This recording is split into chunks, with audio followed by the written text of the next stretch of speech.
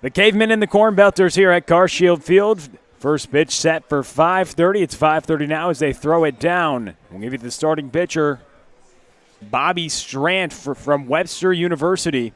Went to the University of Arkansas, then transferred to the Gorlocks, was in his junior campaign. The left-hander is from Frisco, Texas, and he'll face the Cavemen. Starting lineup, Danny Sperling, Seth Halverson, Luke Mann, Connor Kiffer, Mark Schallenberger, Chase Gibson, Caden Deal, Mitch Daniels, and Brendan Claus. The first pitch for a strike from the southpaw.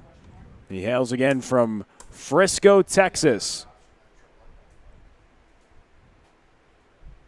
At Wakeland High School, a graduate in 2016, then took his talents to the University of Arkansas, but didn't compete with the Razorbacks and transferred.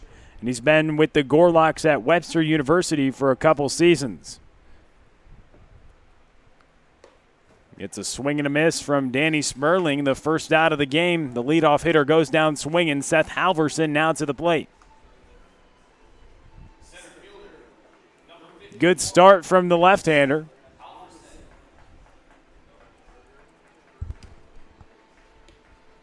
Now Halverson, big-time recruit out of Minnesota, took his talents to Mizzou.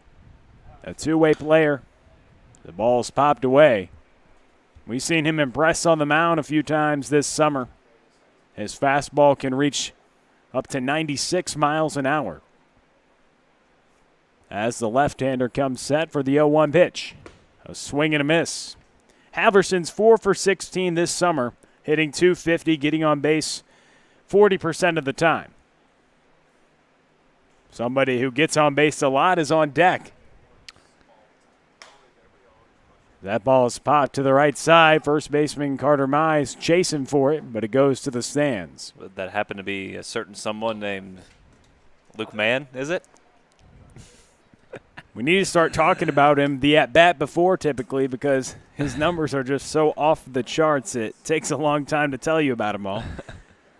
A .585 on-base percentage, but his average is .529.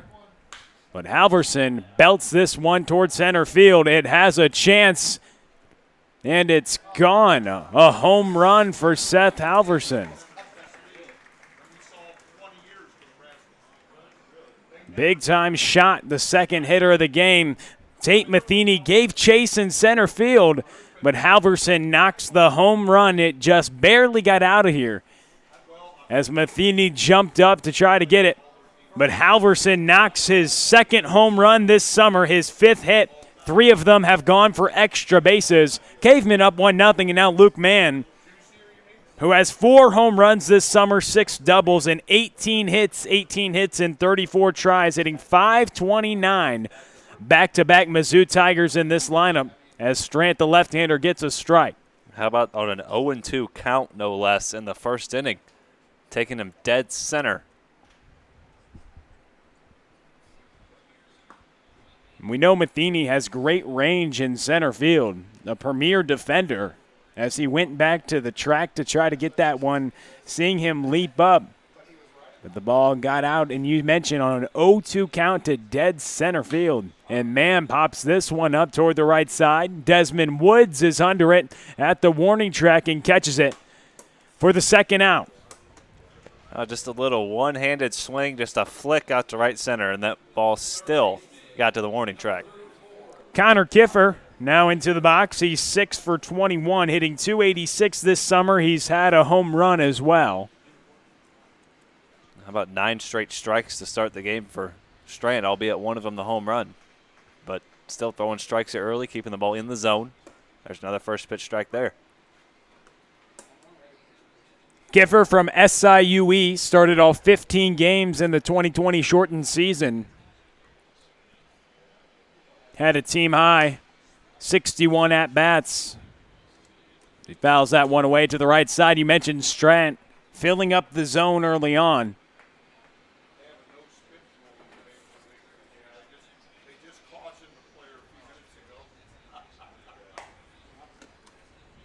That one misses away.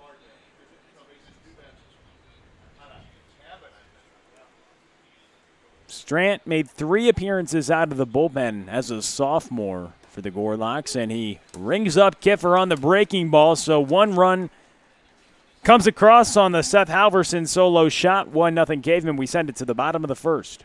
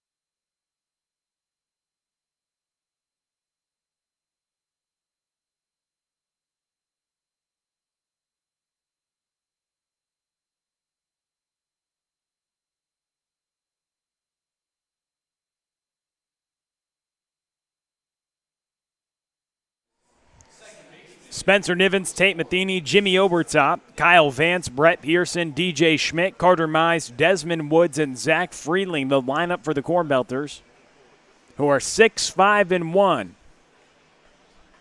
Facing the Cavemen, who are 4-6-2, but have a 1-0 lead after the Seth Halverson home run in the top of the first inning. On the mound, Drake Salzman. He's thrown 15 innings so far this summer, 19 strikeouts, just 4 walks, has a 3.2 earned run average, making his 4th start of the summer. Leads the league in first pitch strikes. Almost 72% the right-hander gets ahead of batters. So we know he will fill up the strike zone. He likes to work quickly, and that has helped him get deep into ball games. Salzman from CBC High School was in his redshirt senior year at Henderson State University. Has made a commitment to Maryville.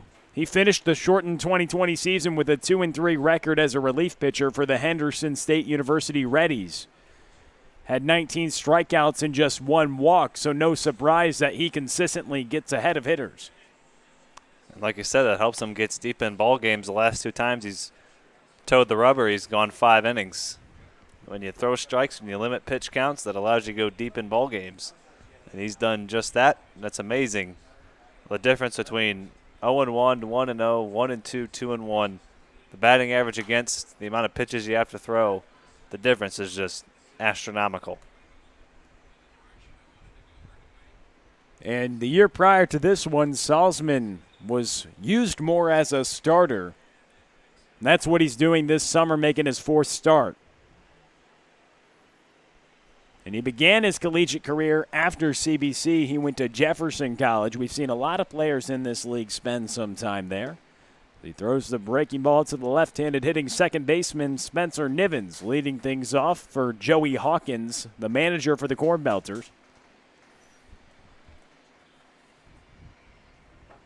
Nivens 5 for 22 so far this summer. We've seen him in the middle infield, but he gets rung up there on the outside fastball. Nivens caught looking to start off the bottom of the first. And when you're around the strike zone, when you're throwing strikes consistently, you're going to get calls like that on the outside corner. The umpire is more likely to give you 2 or 3 inches off either side of the plate if you're filling up the strike zone, throwing a lot of strikes, showing you have command. And that's one thing that helps Salzman work deep into games, getting some calls on the outside corner or inside corner, either one. A swing and a miss by Tate Matheny. And if you're filling up the strike zone, hitters are likely to be more aggressive, swing at more pitches out of the zone. So throwing a lot of strikes has more benefits than just on the surface. The 0-1. Another swing and a miss. Salzman going to a couple off-speed pitches early in this at-bat. Matheny with 3 home runs so far this summer. And 10 runs scored. And 31 at-bats. The 0-2 offering. Misses low from the right-hander.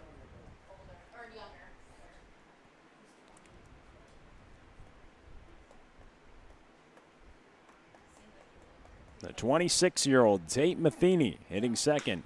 He chops this one to the left side foul.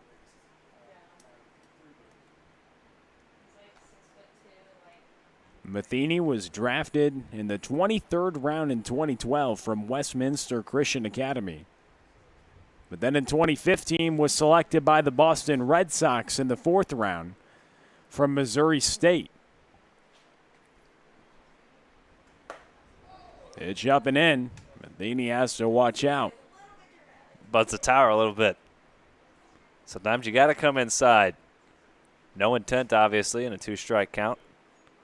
But just got to come inside, work inside a pitch, and can get away from you at times.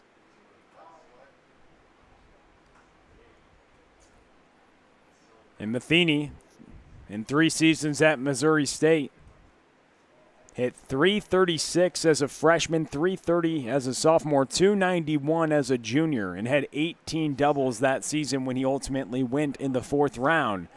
A swing and a miss right there, and that'll bring up Jimmy Obertop. It's a good job. That fastball inside really sets up that breaking ball away because now the hitter's more conscious of the inside corner, and they're more likely to swing at pitches maybe they wouldn't normally swing at. That probably would have been a strike regardless. But when you buzz the tower like that and you come back with the breaking ball, usually the hitter's fooled, even a professional hitter like Tate Matheny. And it's cool to see a guy like Tate Matheny in this league, an older player, to offer direction to some underclassmen and rising freshmen, like the guy at the plate who went to the same high school as Tate Matheny but came up with some of his brothers. Tate much older than Jimmy Obertop, the catcher at Michigan. Mike Matheny was a catcher at Michigan. Jimmy Obertop hits that one to the left side. Mike Matheny currently in St. Louis as they're taking on the Royals in an exhibition game. A little connection there. Matheny, of course, the former manager for the Cardinals, now manager for the Royals, and a little return to Busch Stadium for him. Maybe not the return he would be expecting during this when he took that job, but nonetheless.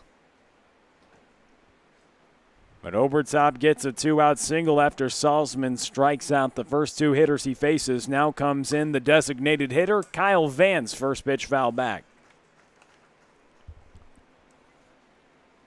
Kyle Vance, 11 hits so far this summer in 26 tries. 4 of them have been doubles. Hitting .423 as he hits this one to center field, but Seth Halverson's there. And Salzman works around the 2-out single. We're through 1. Cavemen on top, 1-0.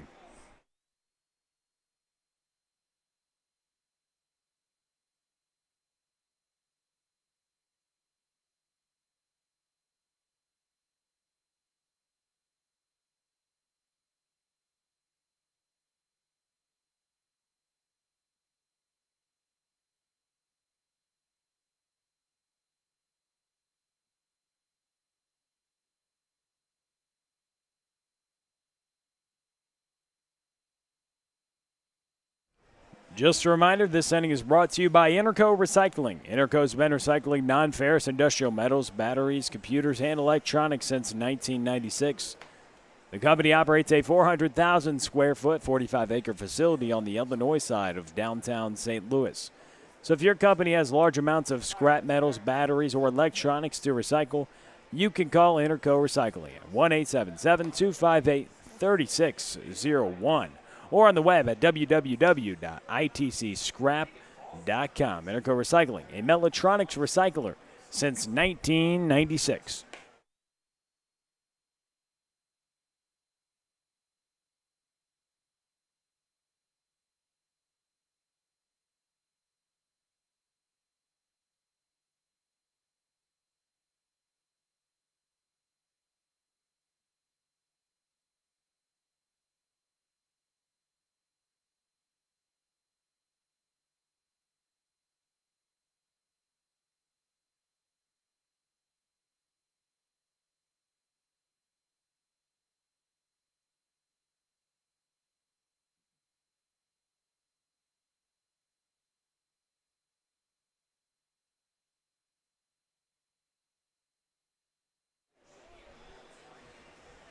Bobby Strant back out for another inning of work. 1-0 after one here in the top of the second. Mark Schallenberger, Chase Gibson, and Caden Deal due up for the Cavemen.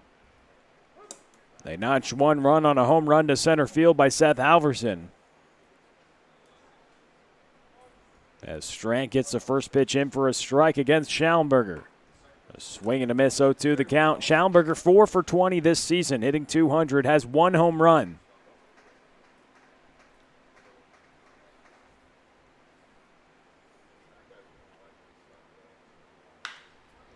He rips that one to center field for a single on an 0-2 count. Strant giving up a couple hits on 0-2 counts. The home run to Halverson and now the knock to Schallenberger, who smoked it to center field. That might be a case of throwing too many strikes. Sometimes your strike throwing command is so good that you throw a strike when you really don't need to. And he's given up a couple of hits on 0-2 counts by throwing a pitch in the strike zone when he really doesn't need to.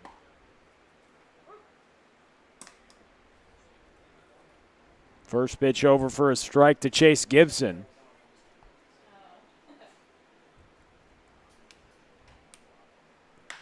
And that ball's hit well to left field. Tate Matheny backtracking for it, and he catches it right before the warning track for the first out here in the top of the second. A well-struck ball. But Matheny got there in no time.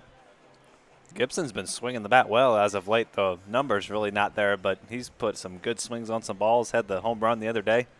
He's really starting to come around here this summer.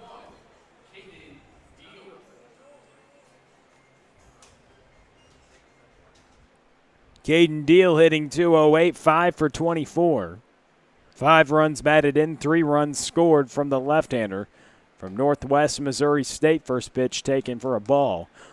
1-0 the count with Mark Schallenberger on first base, who singled to lead off the top of the second here on a beautiful evening for baseball. The second offering from the left-hander for a strike. 1 ball, 1 strike from Bobby Strant, the 6-foot, 180-pound junior. From Frisco, Texas, to Arkansas, to Webster University.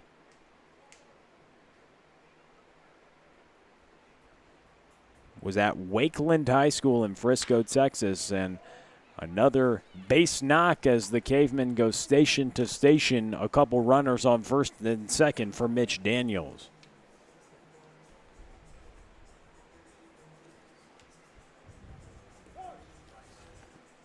Obertop going to have a word with Strant.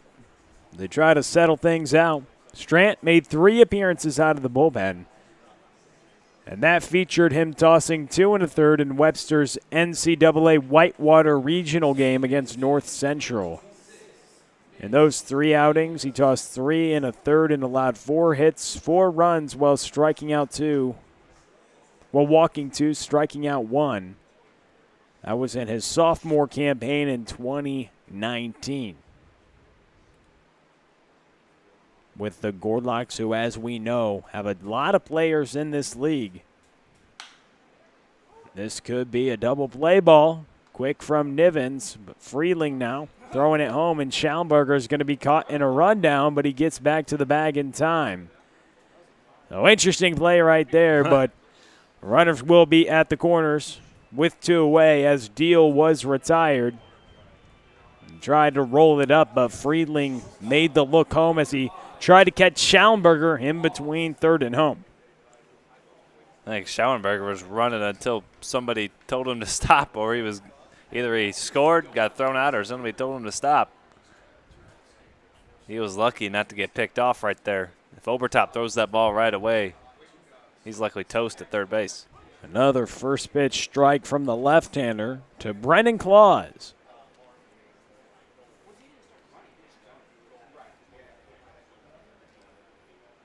Three for 23 so far this summer from Claus.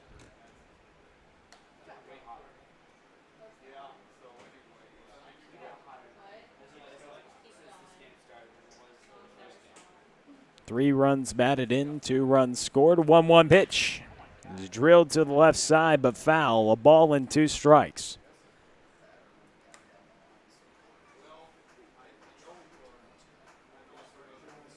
Claus at Harris Stowe State, went to Holt High School.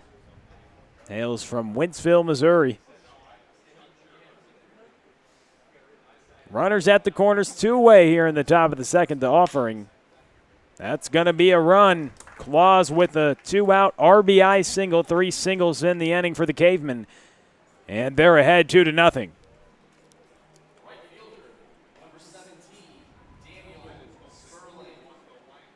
We've seen the Cavemen be able to slug the ball out of the ballpark, but you don't always need to do that. String a few hits together, get old-fashioned station-to-station baseball, and get yourself another run. Both these teams do a good job of hitting the ball out of the ballpark. 9 home runs for the Cavemen. We'll make that 10 after Halverson's knock today. And 10 home runs as well for the Cornbelters.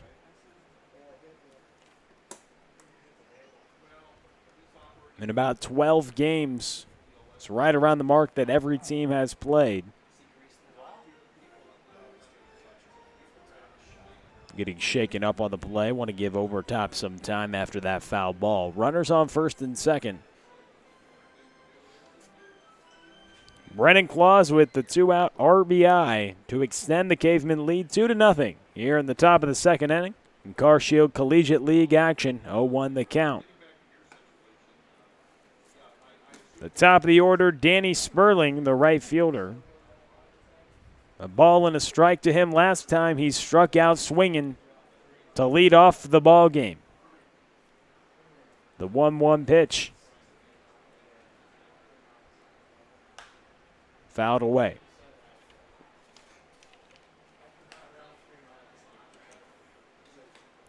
Sperling, 10 for 26, hitting .385 this summer. A double. He gets on base a lot. A .543 on-base percentage. Grounds this one to the right side. Bobbled by Nivens. Can he stay with it? And Sperling gets there in time. Mark that as an error on the second baseman. As the inning extends, the bases are now loaded for the man who hit a home run last time, Seth Halverson. Not an easy play there for Nivens, but one he knows he should have made.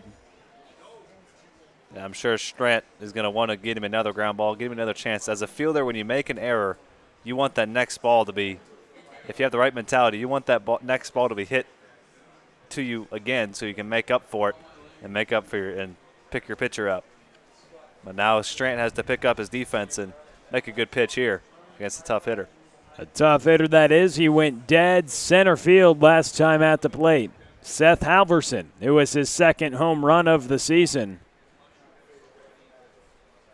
So the Mizzou Tiger in the box and a dangerous one on deck as well. This 2-3 punch for Will Bradley's Cavemen was a dangerous one. Will Bradley, a minor league coach with the Los Angeles Angels. Likewise, Joey Hawkins coaching in the Cardinals organization. A handful of pro ball coaches in this league. A 2-0 count. Taken upstairs. Nowhere to put Halverson. And 3 balls and no strikes.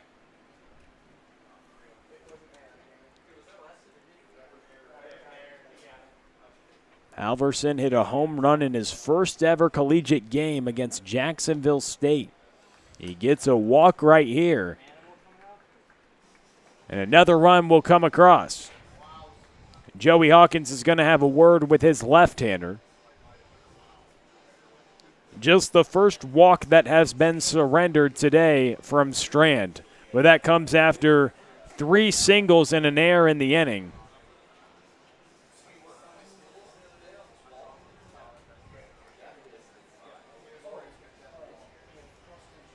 And Luke Mann now comes up with the bases loaded. Never what you want to hear if you're an opposing team. You don't want to hear Luke Mann coming to the plate ever. Luke Mann leading the team with 12 runs batted in. Tied for second in the league with Wade Stouse. 13 runs scored as well, and as we mentioned, 4 home runs and 6 doubles. A double would likely clear the bases with how quick Seth Halverson is. We've seen him fly around the base paths this summer. The runner at first base. With 2 away, here comes Luke Mann. A chance to make a huge indent on the score here in the top of the second. And try to get a good cushion for a starting pitcher who's been pretty stingy so far this year, Drake Salzman. Interesting at bat here with 2 outs. This could either give the Cornbelters some momentum back if Strand can get out of this, or Mann can really start to break this game open in the early innings, and things could start to snowball for the Cornbelters if they can't get out of this inning.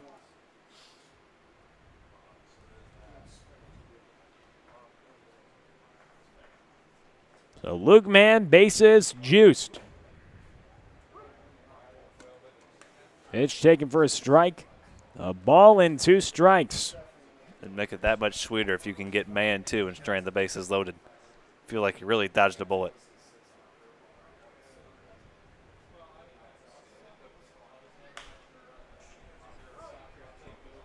As Mann fouls that one off. 2 runs already across this inning. 3 singles for the Cavemen, an error and a walk. 5 runners reaching base, and 2 of them have scored. 3 of them are out there, waiting to see what Luke Mann does at the plate. The 1-2 pitch. A swing and a miss. The bases get stranded on the strikeout of Mann, but a couple runs come across. 3-0 Cavemen on top. We send it to the bottom of the second inning.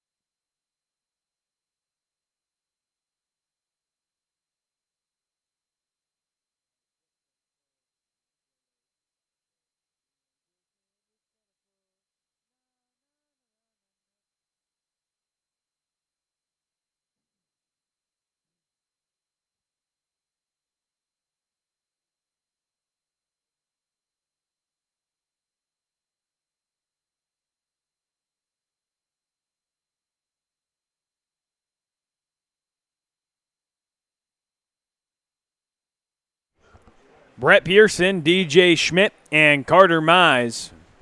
In the bottom of the second, facing off against Drake Salzman, who worked a clean first inning. Had a couple strikeouts. And Shane, we talked about it. Maryville's getting a strike thrower. Somebody who's a seasoned college pitcher in his redshirt senior season. But with the NCAA's decision to stop all play in the spring, they gave those spring athletes an extra year of eligibility. And he's taken opportunity this summer to continue to pitch, and he'll be a Saint competing in the Great Lakes Valley Conference. And he's been really impressive so far because he's had 3 pitches that are consistently in the strike zone. And as a starting pitcher, that's exactly what you want. And his ability to get ahead has been the most elite in the league over 70% of the time. He's putting himself in a great position to get the hitter out. 2 balls and 2 strikes to Brett Pearson, who hit a home run the other day. Golfed that one to right field. Nice little 6-iron into the home bullpen. That was his first hit of the summer, too. So he made it count. The offering. Missed low and away. 3 balls and 2 strikes.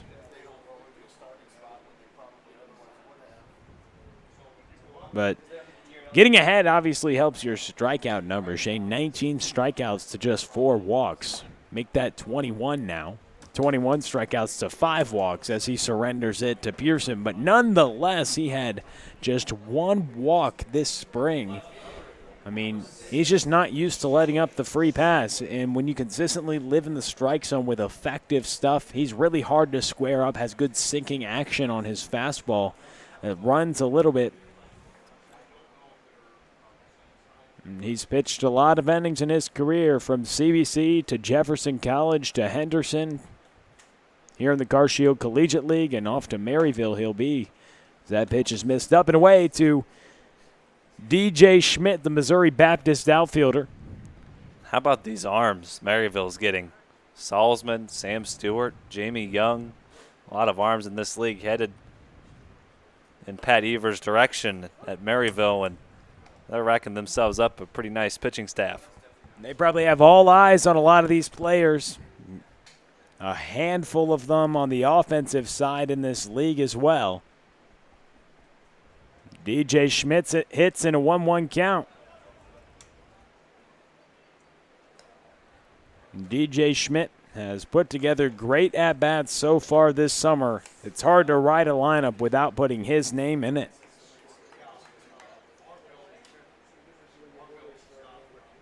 Nine hits in 22 tries, 2 doubles. And a couple home runs as well. He's got a little pop.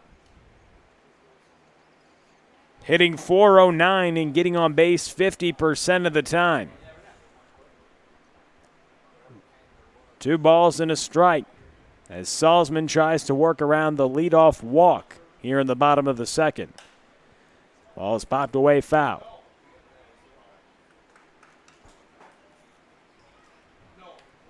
DJ Schmidt hit .314 with a home run, a couple doubles, and a .458 on-base percentage in 13 games as a sophomore this spring for the Spartans at Missouri Baptist.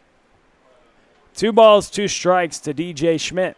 Salzman delivers, and it's fouled away to the right side. Cornbelters here in the bottom of the second have surrendered a run in the first and 2 in the second to the Cavemen. Salzman with an early lead. He's been someone who's gone deep in the ballgame the last couple times, and that gives the starting pitcher more confidence. Not that he needs any more, as he's been very confident in the strike zone so far this summer. 2 balls, 2 strikes, the pitch, and it's popped to the right side. Under it is Sperling and right.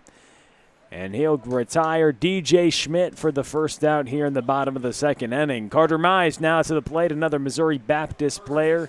He plays first base for the Spartans. Both of them mainstays in Missouri Baptist lineup. Mize, a Fort Zumwalt West graduate. Started in 19 games for Mobap this spring as a junior. Hit .242 with a home run, a couple doubles, and 9 runs batted in. As Pearson led off the inning with a walk, Schmidt flew out to right, and now Carter Mize steps into the box. Pitch missed up and away by Salzman, who sports the red New Balance cleats. The right-hander works predominantly from the stretch. The first base side of the rubber, working with Gibson. This one's popped up to the left side. Caden Deal is tracking for it, but it will drop and get behind him. That's going to be a run. Brett Pearson's going to come around to score. And Carter Mize has himself a double. Not one that he gapped, but it looped up in the air, and the left fielder couldn't get to it. But Cornbelters get on the board here in the bottom of the second. 3-1 ball game after the Carter Mize RBI double with one away. It'll go down as a gapper in the scorebook. Not the prettiest double you're ever going to see, but goes down as an RBI double in the scorebook. Doesn't matter how you draw it up. And Desmond Woods played outfield for Maryville this past year. In his freshman campaign, was getting starts and seemed like he'd be a big part of that lineup. Has some big-time speed, a good arm, and him and his brother really swing the bat well. Tommy Woods plays on the Gems. Desmond plays the outfield. Tommy plays the infield. They both tore it up at McClure North High School.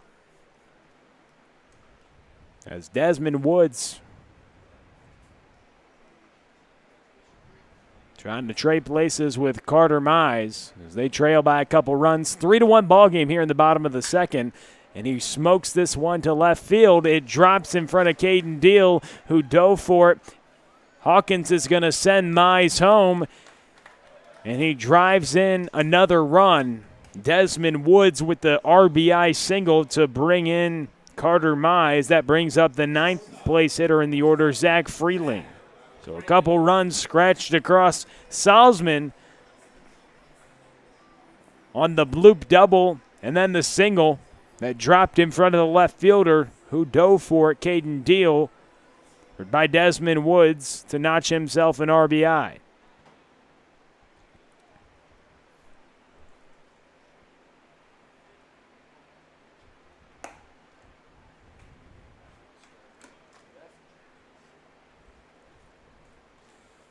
The 4th run batted in for Woods this summer, and 3rd time he's had a hit here in the Carcio Collegiate League. First pitch missed to Zach Freeling. He gets that one over, a ball and a strike. To Freeling, who's 5 for 19 this summer, hitting .263, a .481 on base. All 5 of his hits have been singles.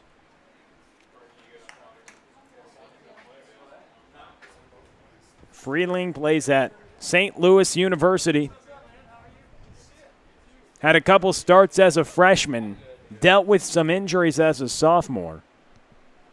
And hit .240 with 8 starts for the Billikens this year. A swing and a miss on the offering from Salzman for 2 strikes now. 2 balls, 2 strikes, and just 1 away. As a walk and a couple knocks have drove in a couple runs this inning. As the Cornbelters respond after giving up a couple last half. But the Cavemen and Salzman still have a 1-run lead as the count runs full to the Billikens' Zach Freeling. Runner on first, Desmond Woods. He's off. Ground ball to the left side. Kiffer throws it across the diamond. Can't be scooped up by Mann. And Woods will take third base. Runners at the corners. And still nobody out after the error on the third baseman.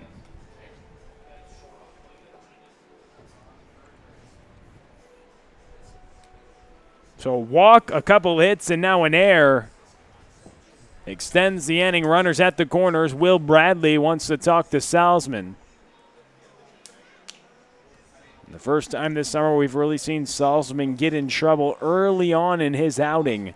We mentioned we saw him strike out 3 hitters with the bases loaded to work out of a jam in the latter stages of his ball game, but now he's dealing with a jam, a little stress now. In the bottom of the second inning, a couple runs already across, and now he'll try to pick up his defense after an error. Runners at the corners and just one away. The top of the lineup now up. Spencer Nivens struck out looking to lead off the ball game. Here in the bottom of the second, a 3-2 Cavemen lead. That tying run 90 feet away as Spencer Nivens comes to the box.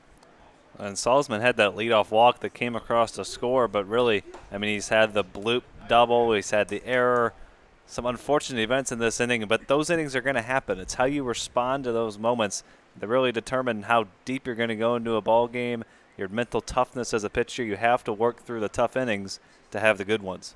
So runners at the corners, one away. Nivens drills this one to the left side. We've got a tie ball game. Desmond Woods comes around to score.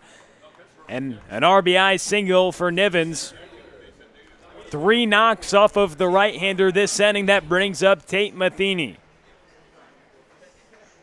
Just a great piece of hitting there by Nivens. He knew he had an open hole on the left side of the infield.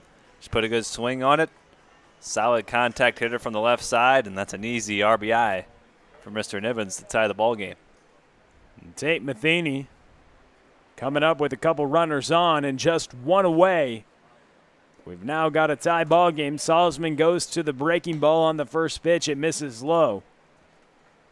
To the former 4th-round draft pick in the Boston Red Sox organization.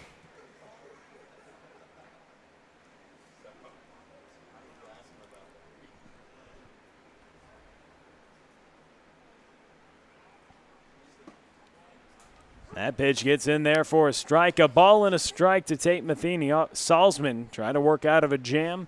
Surrendered 3 runs already so far this inning. On 3 knocks, a walk and an error as well.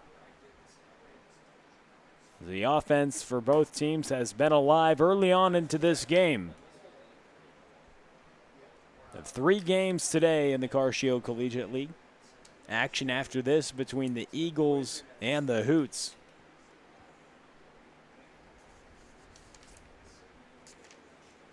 A check on the runner at second a couple times, and the offering. A swing and a miss by Matheny, and he goes down swinging for the second time today. That brings up Jimmy Overtop, who had a single back in the first inning. Big strikeout there for Salzman, albeit he's given up 3 runs in this inning, but this game is still tied. You got to find a way to keep this game tied, not let the Cornbelters keep piling on here in this inning.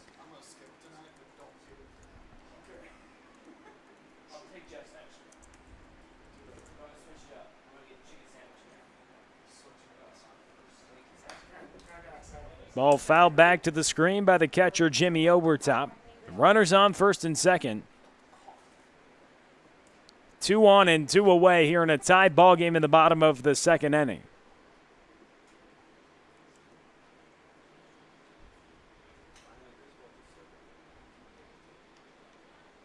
Overtop was a freshman at Michigan.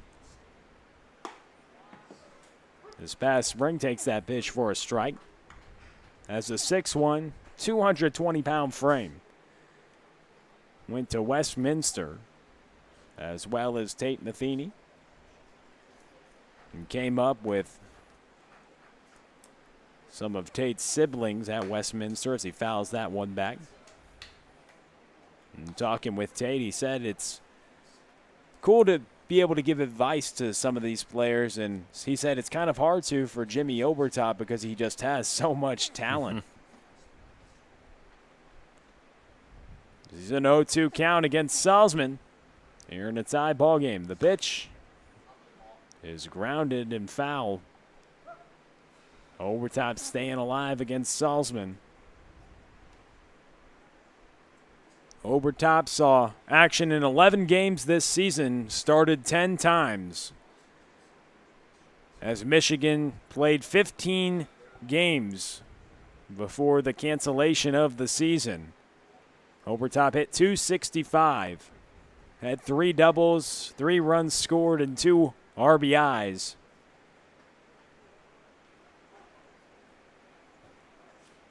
For the Big Ten Conference member, Michigan. He pops this one up into the air. Backtracking for it is Halverson, who catches it at the warning track for the 3rd out, a loud one. But tie ball game as 3 runs come across against Salzman. We're through 2, 3-3 is your score. We send it to Shane Holsey for the middle innings on Car Shield Collegiate League TV.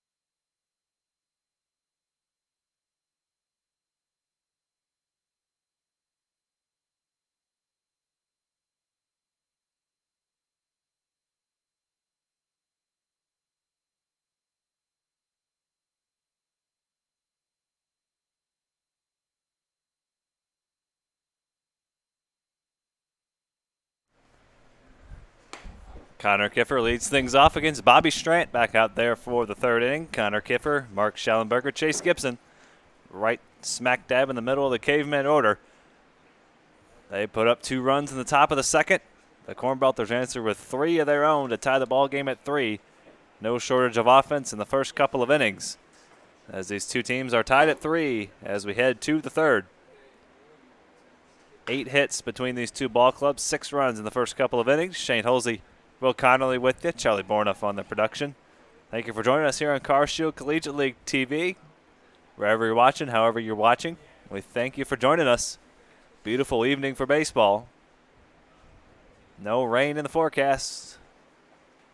Second game of today. It was a thrilling victory in Game 1 for the Falcons, an 8-6 victory over the Gems. Shaping out to be another close one here in the 3rd game of the day, first game of this 5:30 doubleheader. And Connor Kiffer trying to get things started. As he looks at strike 3 called, and he goes down for out number 1. It's good seeing Strant on the mound. We only really got to see him in 1 inning of work prior to this one. But he does throw a lot of strikes. That helps him in the zone a lot, just like Salzman. So they may give up some more hits here or there, but they're going to compete they're going to be competitive and they're going to help out their fielders because they're going to be more ready with a strike thrower who works quickly. And he plunked Schauenberger on the first pitch, so Schauenberger on base for the second time. He singled and scored in the second. And he's on base with one away for Chase Gibson. 4 hits aside, 3 runs aside, 1 error aside, 3-4-1. All 3 runs for the Cornbelters coming in the second, 1 in the first for the Cavemen, 2 in the second. First pitch swing, Chase Gibson swings right through it. Good pitch right there from the left-hander. And see if he doesn't try to either work inside fastballs or go away with the changeup to try to get a double play. Chase Gibson just 3 for 23 coming into play, but one of those hits was a big fly. A couple of runs driven in, 3 runs scored. He's been hit by a couple of pitches and walked a couple of times. There goes Schauenberger for second. Gibson swings and belts that one to right center. Matheny at the wall, leaps and makes the catch. Matheny had to go all the way to the wall and leaped up at the fence and caught it as it came crashing down into the padded wall out there in right center just in front of the visiting clubhouse.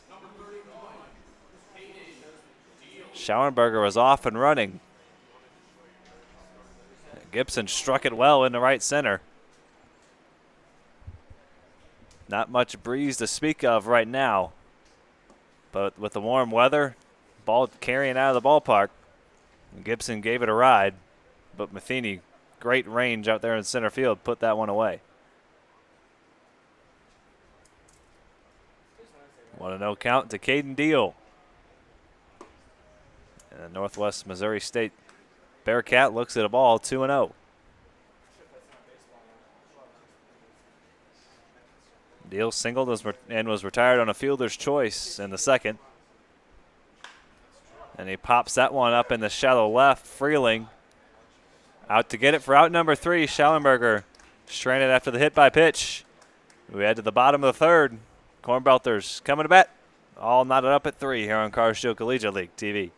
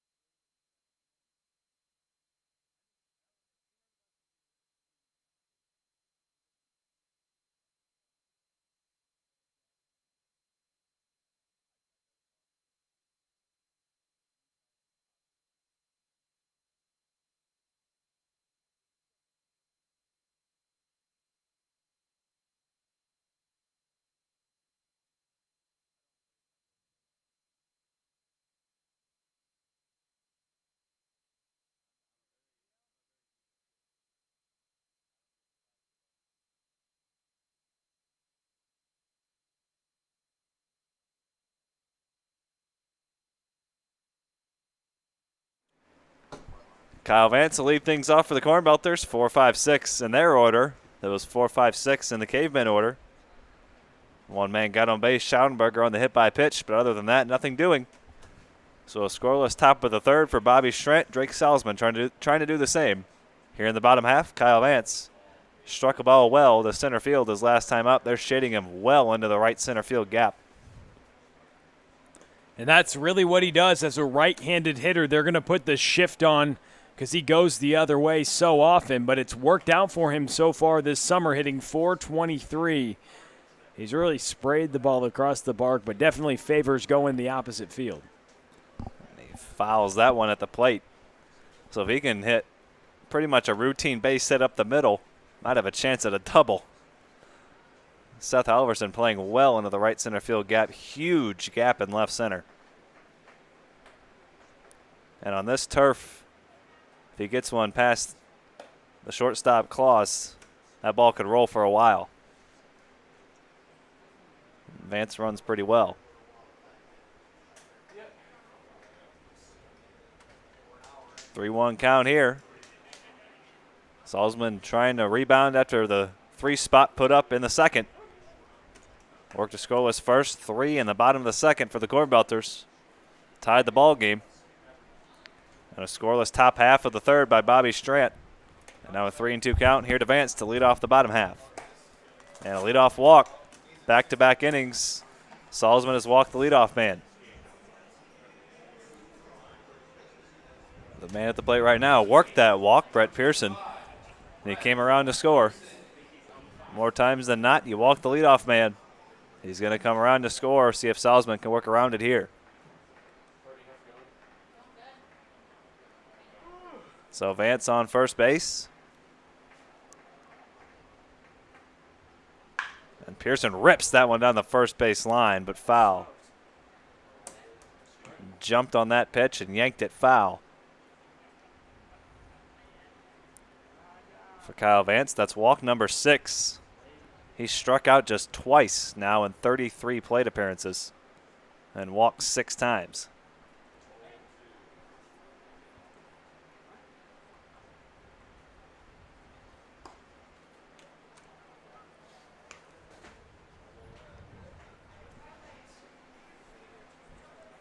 One and one count to Pearson. His one hit on the summer was a big one, a home run.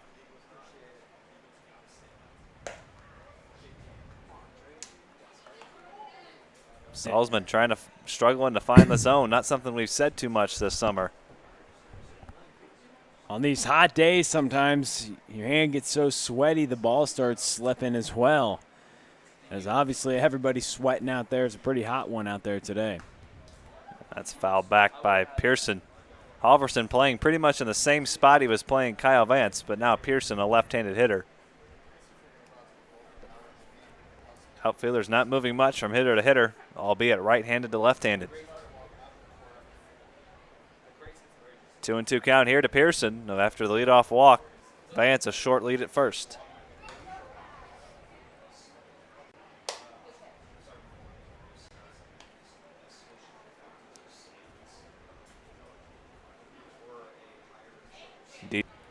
He will follow Brett Pearson. Salzman trying to put him away or roll a ground ball. Swing and a miss. One away here in the third as Pearson goes down swinging. 6-time Pearson has fanned this summer. And that's 4 strikeouts now for Salzman through 2 1/3. Now a ground ball double play can get him out of the inning, but he has to deal with DJ Schmidt. We know he's not going to go down without a fight. He swings at the first pitch and hits that one to left. Caden Deal puts it away for out number 2. Couple of flyouts for Schmidt. He's 0 for 2, and now his Missouri Baptist teammate Carter Mize.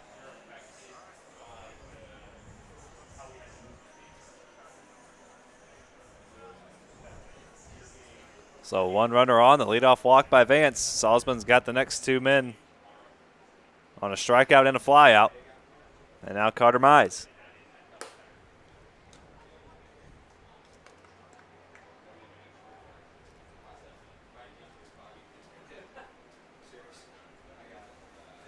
Mize on the summer coming into play, 4 for 24. Driven in a couple of runs, scored 3 runs. As he fouls that one back, he's going to have his fair share of strikeouts. But when he puts the ball in play, he usually puts it in play hard. No extra base hits so far this summer, but most of his hits have been solid line drives or hard ground balls. Had that double earlier. So now 1 extra base hit as he pops that one up. Chase Gibson and Connor Kiffer converge, and that's going to fall in foul territory. Wow. You see a catcher getting all the way to third base right there. Normally on a pop-up like that, that'd be the third baseman's ball. You wonder if Kiffer might have lost that one in the sun. That's for the time that you're starting to lose those balls, and that likely, I would guarantee that is what happened. But good moves by the catcher. Almost getting there. Almost. You He ever went a seen long a catcher way. run that far and catch a ball yet? Not all too often. If it has happened, I can probably count on one hand. Wow. 1-2 count here to Mize. Just a bit low. Salzman went with the breaking ball. Mize an RBI double and scored a run his last time up. So now 5 for 25 on the summer. 3 runs driven in, 4 runs scored.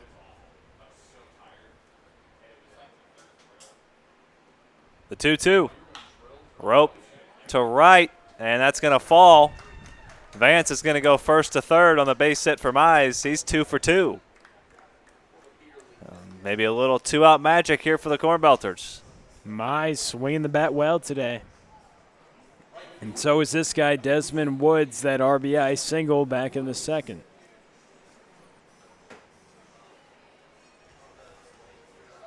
That ball hit much harder than his double. They'll gladly take the base hit, especially with 2 away. That extends the inning to Desmond Woods. And he looks at a strike, 0-1. Woods an RBI base hit and also scored. And that 3-run second inning, Cornbelters looking for more here in the third. Another breaking ball, and that one missed.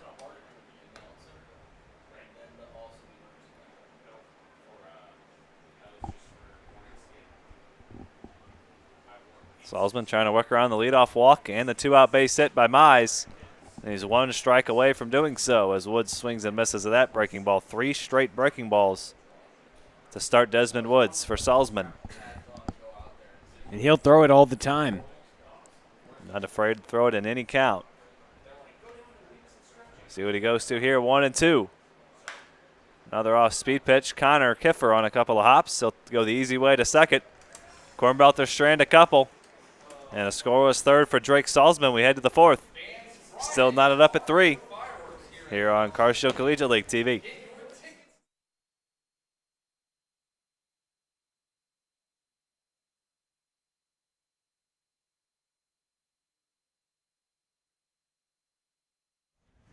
A reminder, this inning brought to you by our friends at Interco Recycling. Interco has been recycling non-ferrous industrial metals, batteries, computers, and electronics, all that since 1996. Their 400,000 square foot, 45-acre facility is located on the Illinois side of downtown St. Louis.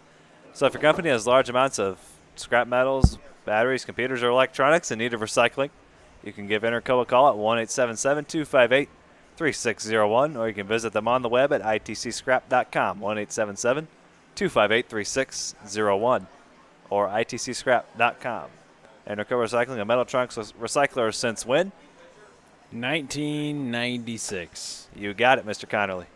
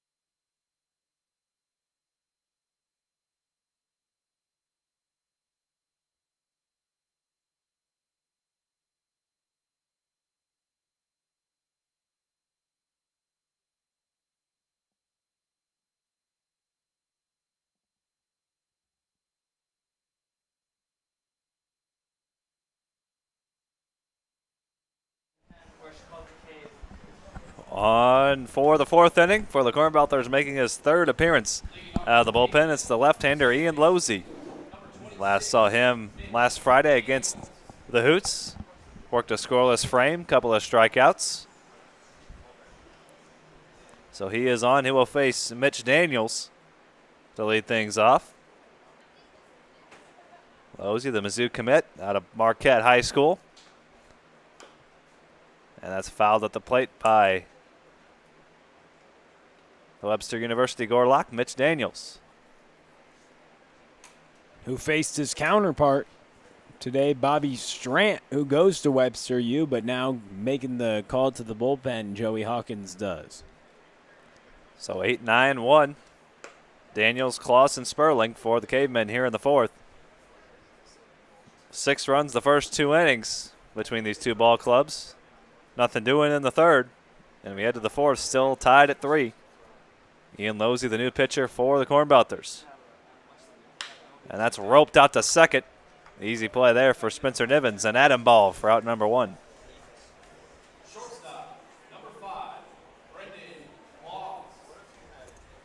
Well struck off the bat of Daniels.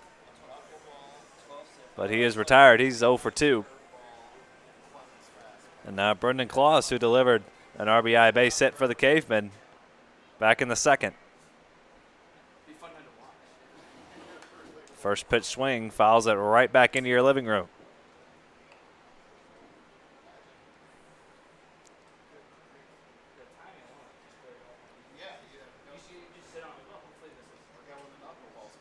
So the final line for Bobby Strant, 3 innings of work. 3 runs, 4 hits, 4 strikeouts. 1 walk and a hit by pitch.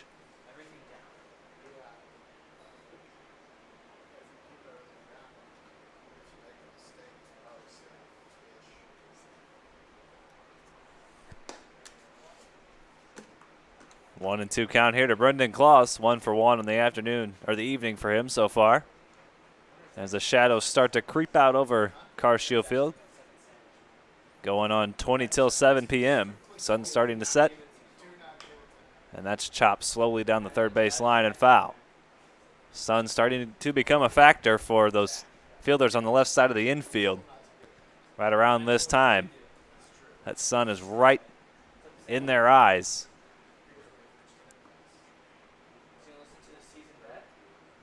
As this field faces southeast. So the sun's setting right down the first base line.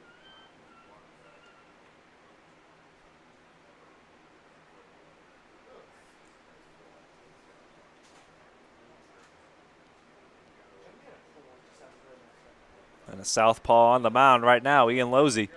And a 1-2 count. Breaking ball, chop foul, will do it again.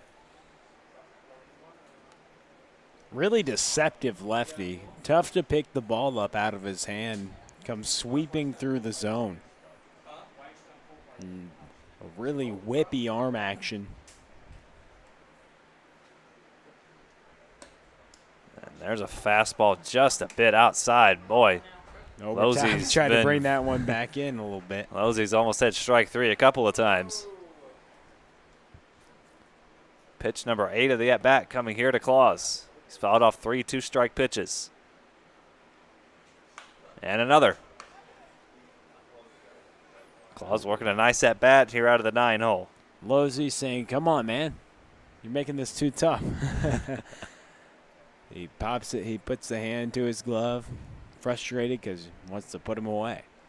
See if he can put him away here. Another 2-2. Not just yet, as he fouled that one away once again.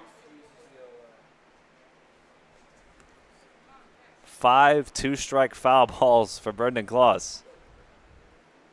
Just refusing to go down.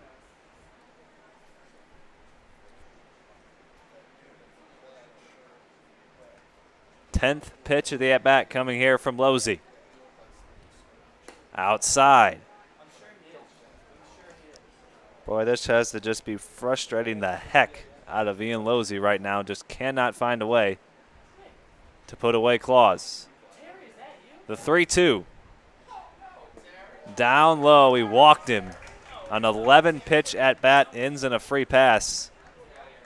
And a heck of an at-bat there out of the 9 spot by Brendan Claus. And he turns things over to Danny Sperling.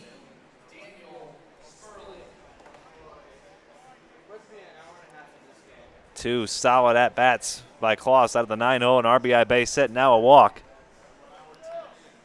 And he turns things over to Danny Sperling.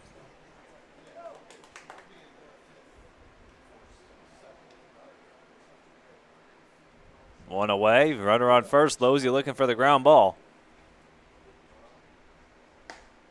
There's a strike on the outside corner. Good pitch for strike one. Losey committed to the University of Missouri.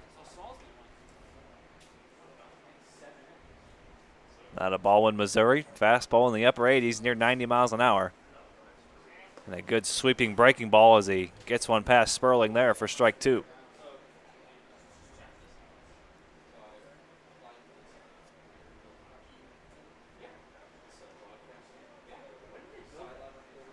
The 0-2 coming from Losey.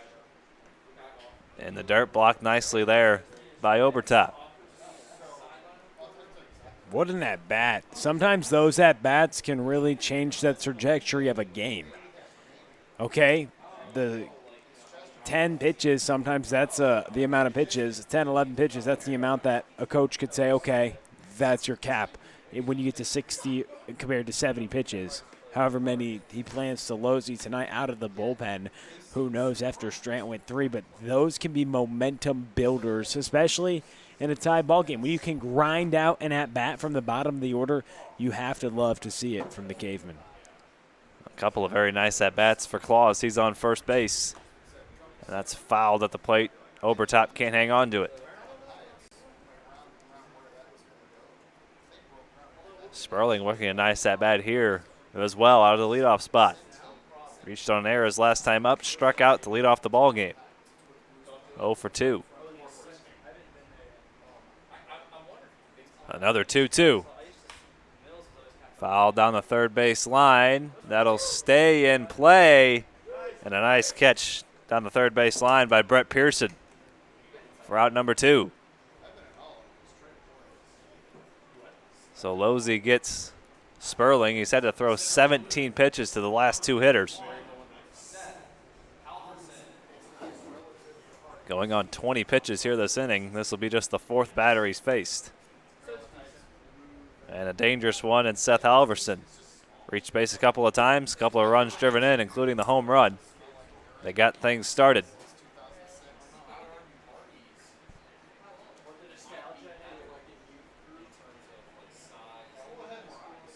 Claus still on first base. Losey trying to get Halverson here with 2 away.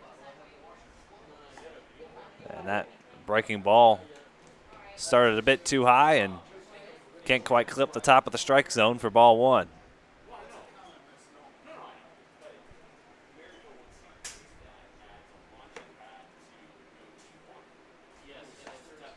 Halverson looks at strike 2.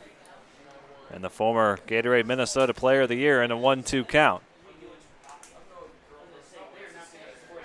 Losey, a future Tiger, facing a current Mizzou Tiger. Who's going to get the better of this matchup? We'll find out. Likely in at least one more pitch. Likely a lot of those matchups in those intra-squad games that they have in the fall and obviously preparing for the seasons. Losey probably hoping Halverson will be on his inner squad team. And hopefully Luke, won't have to face him. No easy pick with all the talent at that school. Those are probably some great games. Another 1-2, and we'll do it again. Losey's got to be saying, come on, can my college teammate give me a break? No one's giving him a break. These at-bats, foul ball after foul ball. Frustrating. Losey with electric stuff, used to just carving everybody he sees, but these hitters are battling. Another 1-2. Swing and a miss. He gets Halverson. And the future Missouri Tiger gets the current Missouri Tiger for out number 3. A scoreless 4th inning for Losey. We're halfway done. Still knotted up at 3 here on Car Show Collegiate League TV.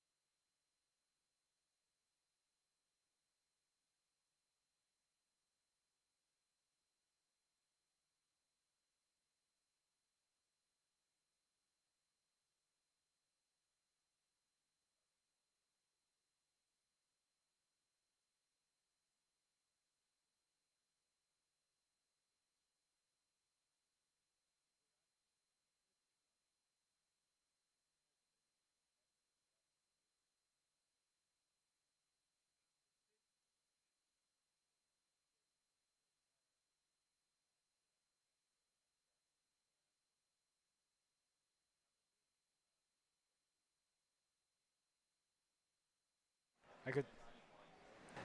Code Ninjas O'Fallon's located on the Deerberg Shopping Center at Deer Creek Crossing, 2955 Highway K in O'Fallon. That's where you can find them, at the intersection of Highways K and N. Kids ages 7 to 14 will learn how to code by building small video games with the help of their wonderful sensei instructors. Students will start at white belt and will try to work all the way to black belt. Come in today for a free 30-minute session and try it out. Kids have fun. Parents see results. You can head to codeninjas.com/mo-O'Fallon or call 636-851-9634. That's codeninjas.com/mo-O'Fallon or 636-851-9634. Code Ninjas O'Fallon. Kids have fun. Parents see results. 1-0 count here to Zach. Bottom of the order, then the top. 9-1-2 for the Cornbelters. And there's strike one, a breaking ball from Salzman. He features that breaking ball quite prominently. He'll throw it in just about any count. And he evens the count there on a good one to Freeling. Freeling reached on an error his first time at the plate. Another breaking ball just missed. Not giving these pitchers the high strike. He's making them bring the ball down. A 2-1 count here. Good hitters count for Freeling. Another breaking ball. That one's in there. And that's what's been so interesting about Salzman this summer is that, yeah, his strike percentage is high, but it's not like he's just pumping in fastballs. He's mixing it up. There's a breaking ball. He gets Freeling looking. And make that 5 strikeouts now for Salzman. Like when we're playing the show and I'm just tapping X and X and X on Hall of Fame, I know Shane Olsey's not going to hit it, but I got to mix it up when I'm playing someone, one, with a lot of talent, or two, when we're on an easier level. And that's what shows these hitters are at a high level, but he's keeping them off balance and he's adjusting their timing. Explain what you mean by, I know what you mean, but explain what you mean by pressing X on the show. Oh, the fastball button. And he's got a 2-hit day. But anyway, for those of you who might not be familiar with the MLB The Show video game, primarily, there's 5 different buttons you can use to throw any different pitch that a pitcher might have that you're using in the game, and usually X is the primary pitch, and usually that is a fastball. So when Will's talking about spamming the X button, if you were very confused, hopefully you're not anymore. Much better explanation, Shane. I'll just keep my mouth closed. As Matheny skies that one into right center, and Halverson calls off the right fielder, makes the catch, and he's going to fire a cannon into third base. Man. But Spencer Nivens with good speed on into third.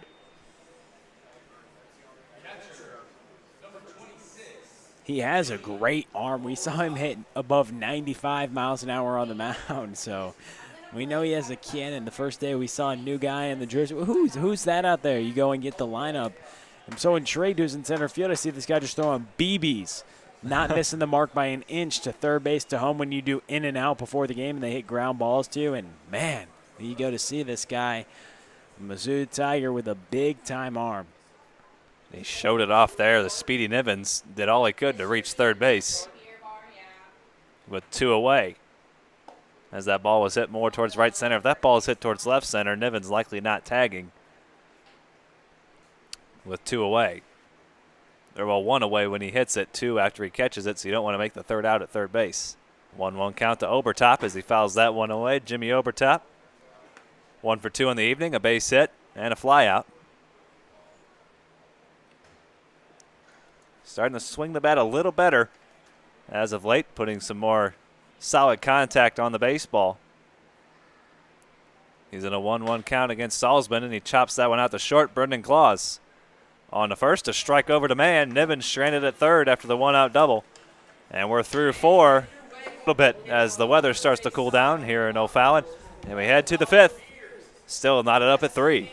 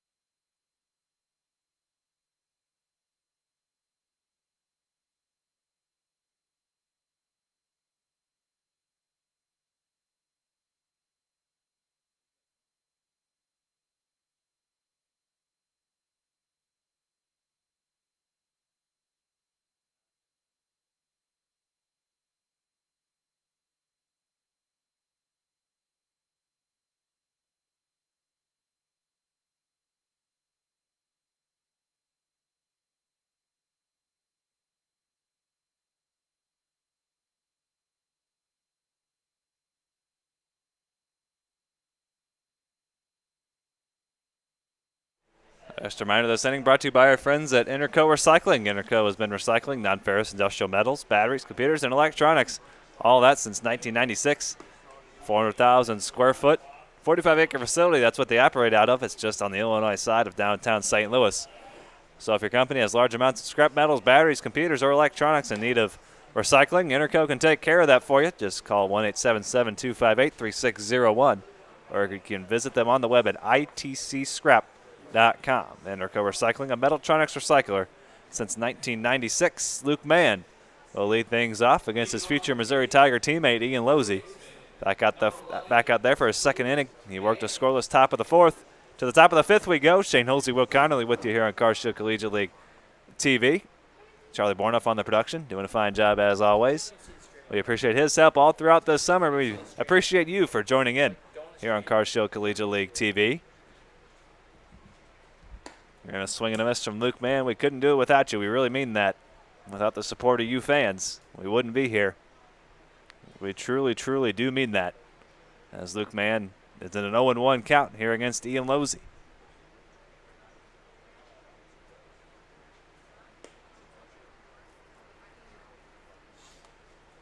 And, of course, if you haven't already, I'm sure most of you have, but if you haven't subscribed to our YouTube channel just yet, if you're just maybe a first-time watcher or just haven't taken the time to subscribe to us just yet, you can go ahead and click that subscribe button. If you're in full screen mode, just exit out of full screen mode as Luke Mann flies that one out to center field. Tate Matheny puts it away for the first out.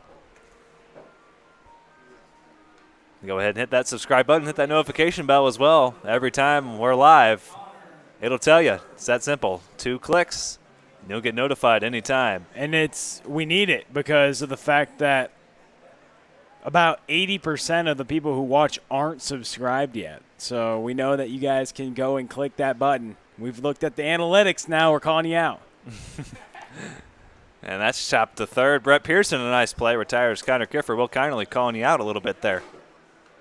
It's just a support. I mean, we try to offer these broadcasts to you, and it just helps our numbers out when we get that subscriber number up. And it also helps you out because you notify when we're live. Or, hey, if you just want to know when your team's live and you don't want to know when every game's live, you can turn off notifications for all we know. You guys do whatever you want. We can't control what you guys do. We can only recommend that you do something. We can control that you probably have some commentary that may not be too nice about Shane Holsey or myself, and feel free to drop those down as well. Anything and everything, we're welcome. It's the internet. Schaumburger's been earning his way on base today, a single and a couple hit by pitches, right? And took a nice little breaking ball to the back, and he's on base for the second time via the hit by pitch.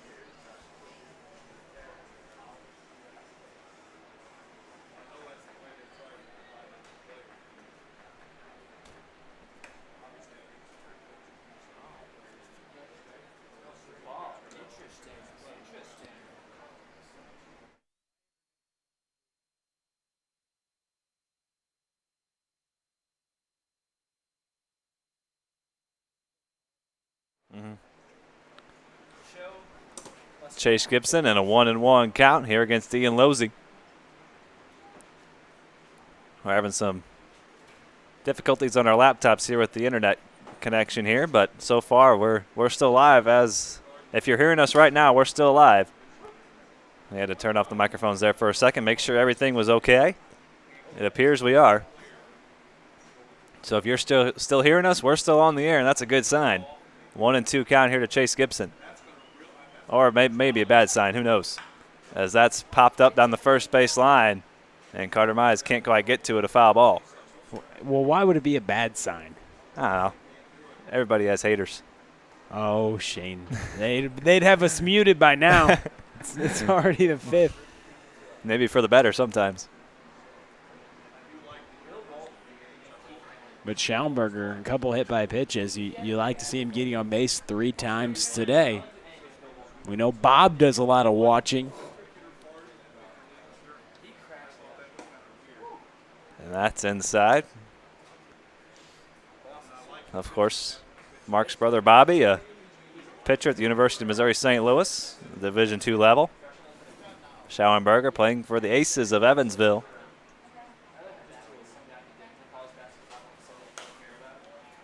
And that's pop foul and out of play. We've seen Bobby pitch a few times against Quincy University over the past couple of seasons. We also have talked to their father, involved with Interco Recycling. Mr. Bob Schellenberger, we appreciate all his support, and we appreciate everybody's support as Gibson hits that one in the right center. Matheny can't get to it, and it gets past him. Woods was backing him up. But a base hit for Chase Gibson. And he's on base for the first time, now 1 for 3. Schellenberger up over to third. Starting to square the baseball up a lot more, like you mentioned last at bat. That was a great take that you had there, Shane, because he has been, and it's starting to pay off now with hits. And getting in a difficult situation now against the left-hander. Jimmy Obertop wants to make sure he has everything straightened away with his left-hander. Big spot here. Go ahead run on third base as we head later into this ball game. These situations becoming tenser and tenser. Neither team has scored the last couple of innings. And there's a good pitch on the outside corner from Losey for strike one. A lot of left-handed hitters in this Cavemen lineup. Got Sperling, Mann, Schauenberger, Deal. Deal, one of those left-handed hitters in the lineup. Almost half the Cavemen lineup this evening swings from the left-handed side of the plate. 0-2 count here to Caden Deal. Outside corner, ring him up. Losey strands a couple of base runners. He's worked a couple of scoreless innings. We head to the bottom of the fifth. Still knotted up at 3. Good ball game shaping up here.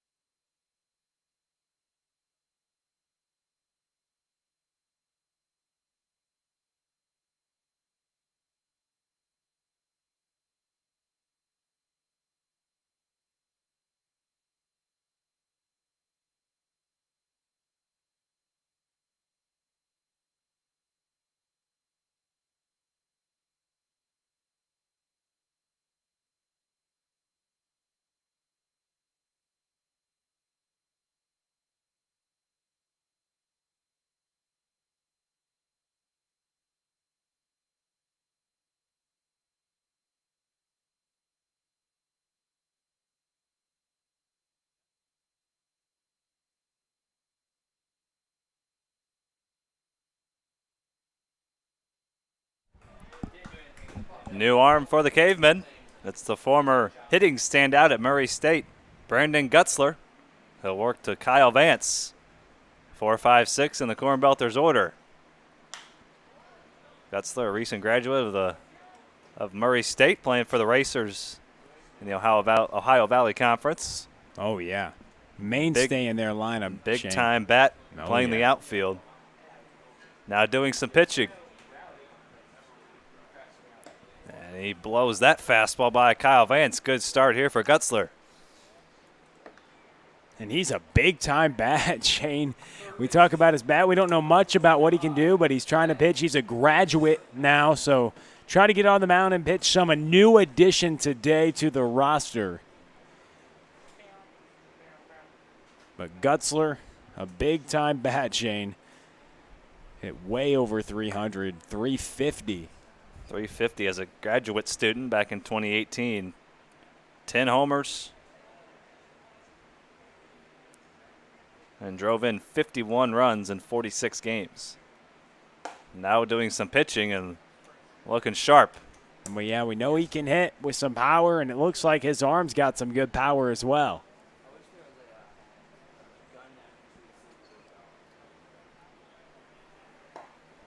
So Salzman works 4 innings, gives up the 3 runs on 6 hits. 5 strikeouts. And Gutzler starts with a strikeout. Now a 1-2 count to Brett Pearson. And that pitch got away from Gibson. An awkward bounce. Looked like it bounced off the inside of his foot and carried him down the first base line. Nonetheless, it's ball 2. And when I went down there, Will Bradley said he knows he can hit, but we know he can pitch too. This fastball's for sure in the low 90s as he's coming out. With some good velocity and good power behind the fastball from the right-hander.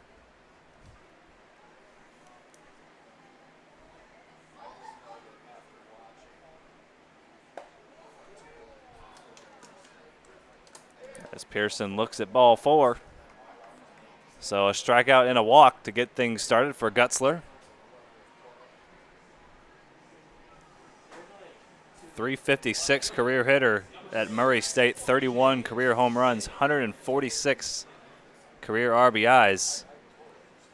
Had 71 RBIs back in 2017 to go along with 16 homers.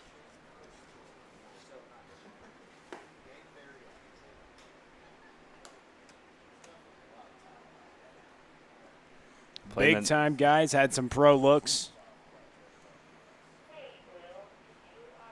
Played for the Waterloo Bucks of the Northwoods League a few summers ago, back in 2017. Hit .325 that summer. 27 games, 83 at-bats. Didn't have a home run, but he's got big home run power, and he's got big-time power on the mound as well.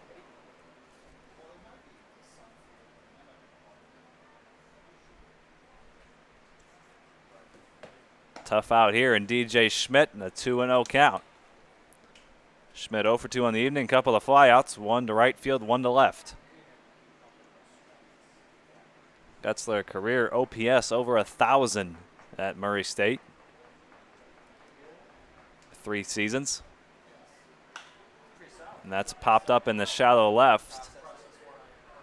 Brendan Claus puts it away for out number 2. So Schmidt, a quiet day, now 0 for 3. A man who's been far from quiet at the plate so far, Carter Mize, a couple of base hits. And he's scored a run and driven in a run.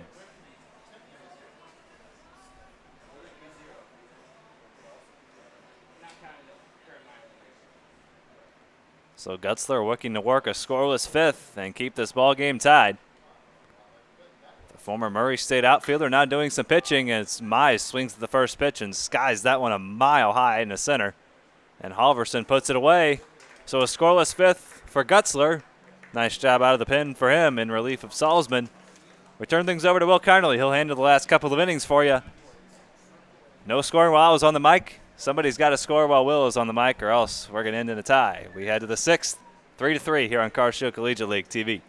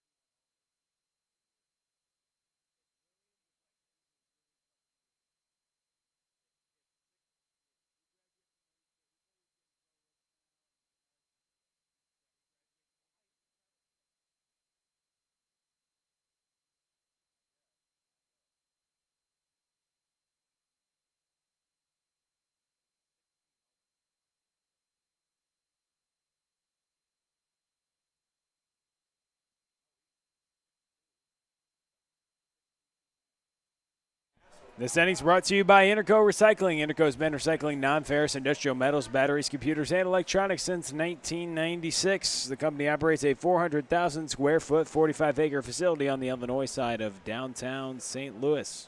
So if you or your company has large amounts of scrap metals, batteries, or electronics to recycle, you can call Interco Recycling at 1-877-258-3601 or on the web at www.itcscrap.com. Interco Recycling, a Mechatronics recycler since 1996. New arm into the ball game. Craig McGee making his third appearance on the mound this summer. He's thrown 3 innings and has got 7 strikeouts, 4 walks. He hasn't allowed any runs in 3 innings, and he's 2-0 on the mound. Both times he came in relief prior to this one. He picked up the victory. If the Cornbelters could take the lead and he could complete this game, he would do the same. He's accounted for 2 of the Cornbelters' 6 victories on the mound.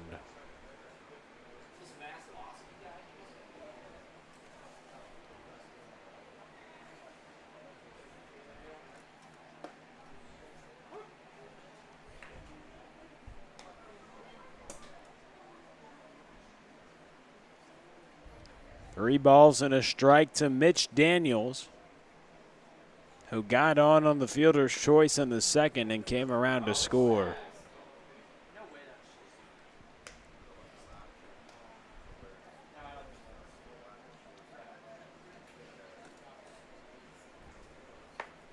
Playing 2 tonight, Hoots and the Eagles after this one. That ball's grounded. Up to McGee. He tosses it over to Mize at first and 1 away.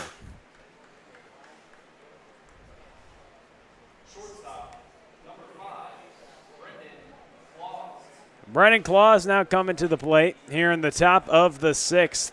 The Cavemen scored 1 in the top of the first and 2 in the top of the second. 3 runs in the bottom of the 3rd inning for the Cornbelters to tie up the game, but no runs in the 3rd, 4th, or 5th as we're knotted up here in the top of the 6th. Cavemen have 3 runs that came in the first 2 innings. They've had 5 hits tonight. 6 hits for the Cornbelters on those 3 runs that all came in 1 inning. This ball's belted towards left field. Backtracking is Matheny as it hits down on the turf and bounces over the wall for a ground rule double. Brennan Claus putting together some great at-bats tonight. He had a single in the 2nd, 11-pitch walk in the 4th, and now a ground rule double in the 6th. How about this day out of the 9-hole for Brendan Claus? He's been scuffling a little bit, struggling to find the swing here in the summer, but he's here today. Big time Brennan Claus coming through. Can the Cavemen take the lead here as it flips over to the top of the lineup to Danny Sperling?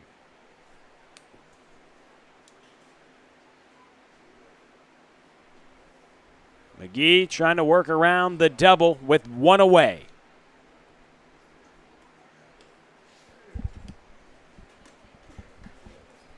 First pitch misses to Sperling, who's hitting .385 this season with a double. Getting on base well over 50% of the time. That's what you want out of a leadoff hitter. Now 2-0 is the count. To the left-handed hitting outfielder at the top of the lineup. Had a .504 on-base percentage in college, McHenry County College. A .375 batting average in 96 at-bats, 36 hits, 32 games.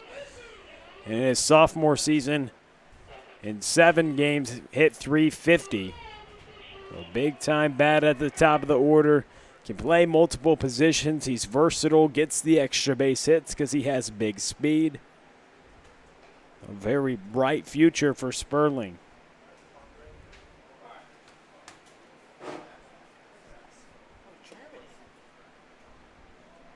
A swing and a miss by Sperling. 3 balls and a strike.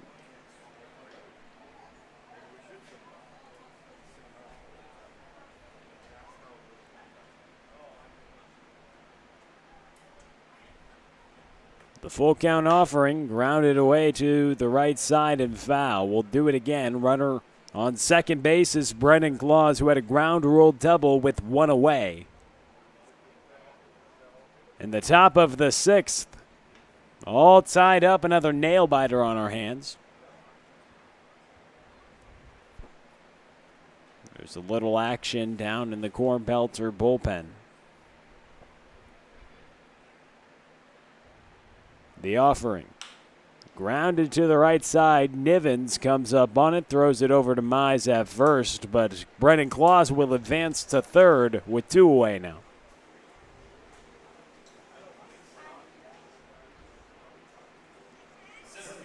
And now Seth Halverson comes up.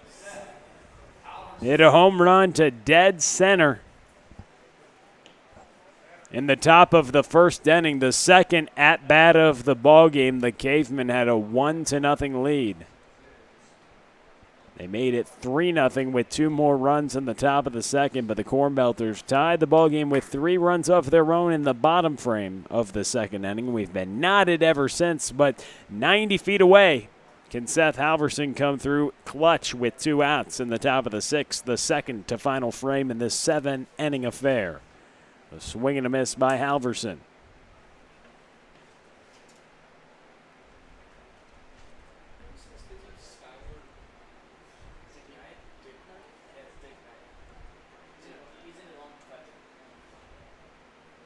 The breaking ball drops in there on Halverson for a strike. Craig McGee, the 6'1", 190-pounder from Lutheran North High School, just graduated in 2020. Will be taking his talents across town to Umsel. The 1-2 pitch. Grounded to the left side, coming up on it. Pearson over to first. Got him. McGee gets a clean sheet, still hasn't surrendered a run this season. 3-3 ball game. We send it to the bottom of the 6th.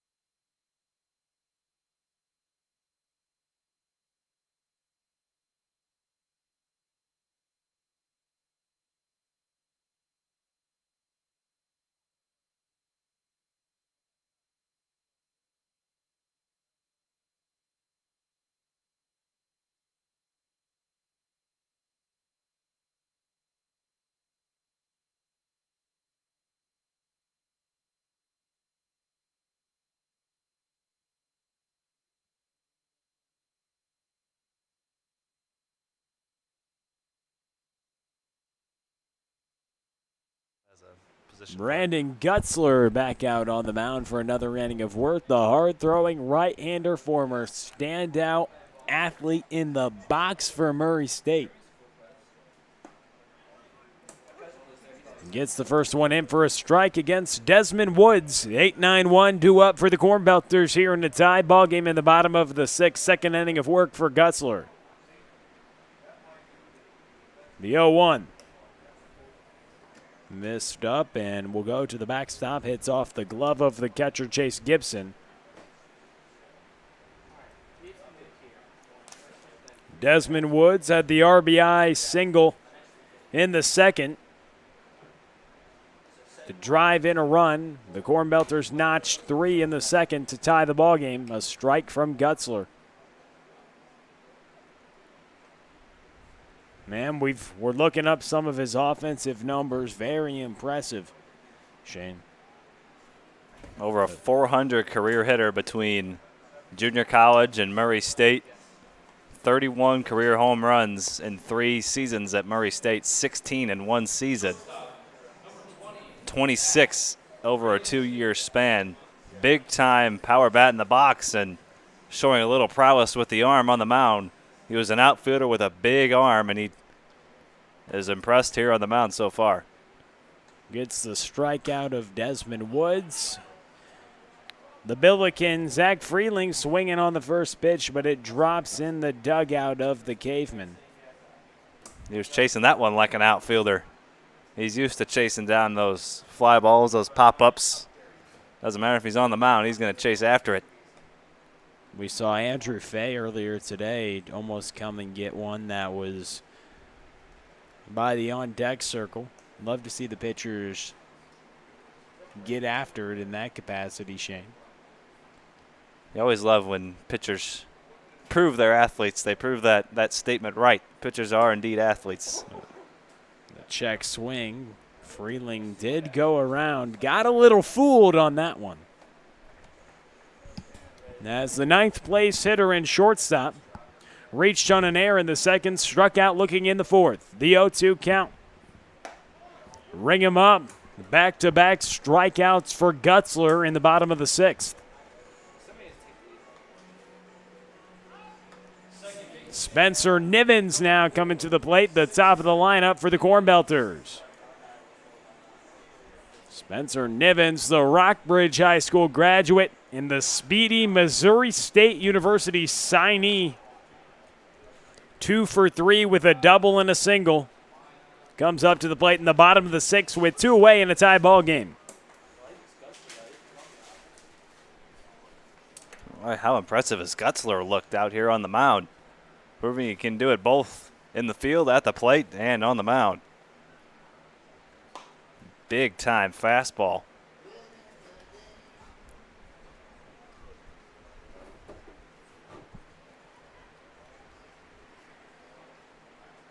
Nivens with a couple knocks, see if he can't start a 2-out rally for the Cornbelters here in a tie ball game. Watch out. The pitch comes up and in on Nivens. 2 balls and a strike.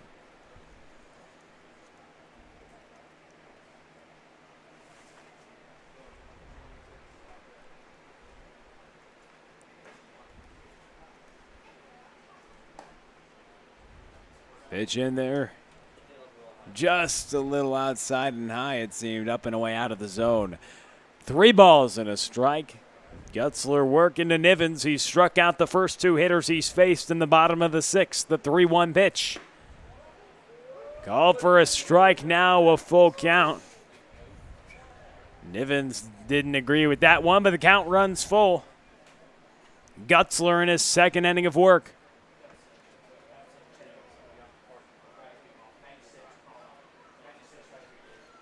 The offering. Misses away. Nivens indeed has a bases on balls. That brings up Tate Matheny.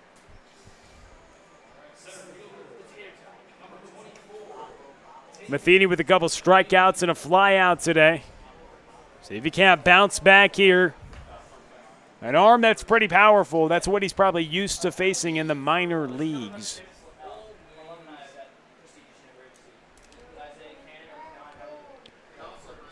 Runner on first, Spencer Nivens. Tie ball game, bottom of the 6th. Gutzler comes set and delivers. A strike for the first pitch to Tate Matheny. 0-1 the count. With 2 away and a runner on, a 3-3 ball game.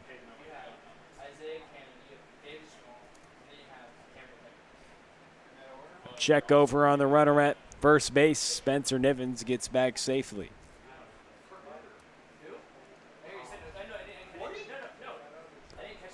The St. Louis native, Brandon Gutzler, who's known for his bat in college, one of the premier hitters in the country in his day. Swinging the bat, now trying to pitch on the mound. And features a good fastball. He's flashed the breaking ball a few times for a strike as well. 0-2 the count with 2 away. Runner on first is Nivens. Tie ball game. The pitch.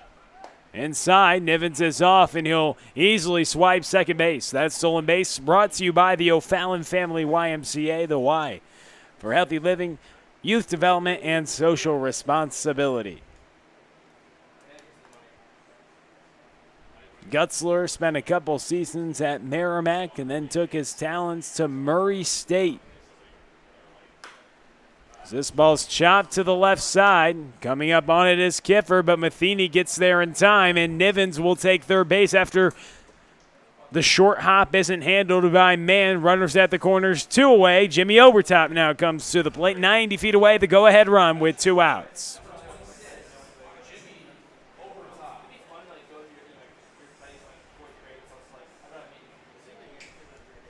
And a little action in the Cavemen bullpen.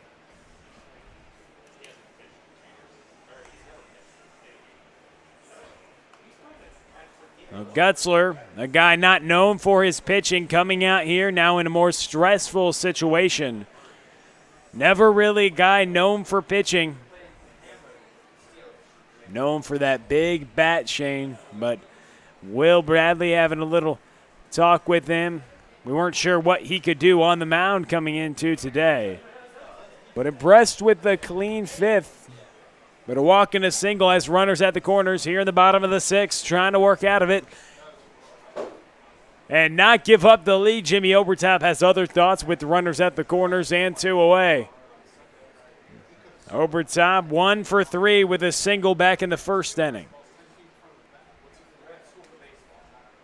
The pitch inside, 1 ball, no strikes.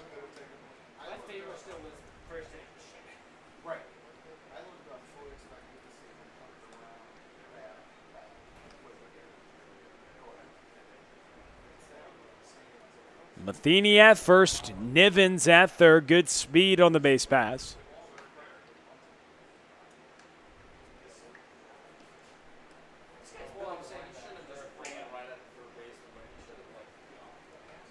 Here in the top of the lineup, Jimmy Overtop at the plate. Runners at the corners. Tie ball game. In there for a strike. A ball and a strike with 2 outs. As Gutzler trying to strand a couple runners on the base pass.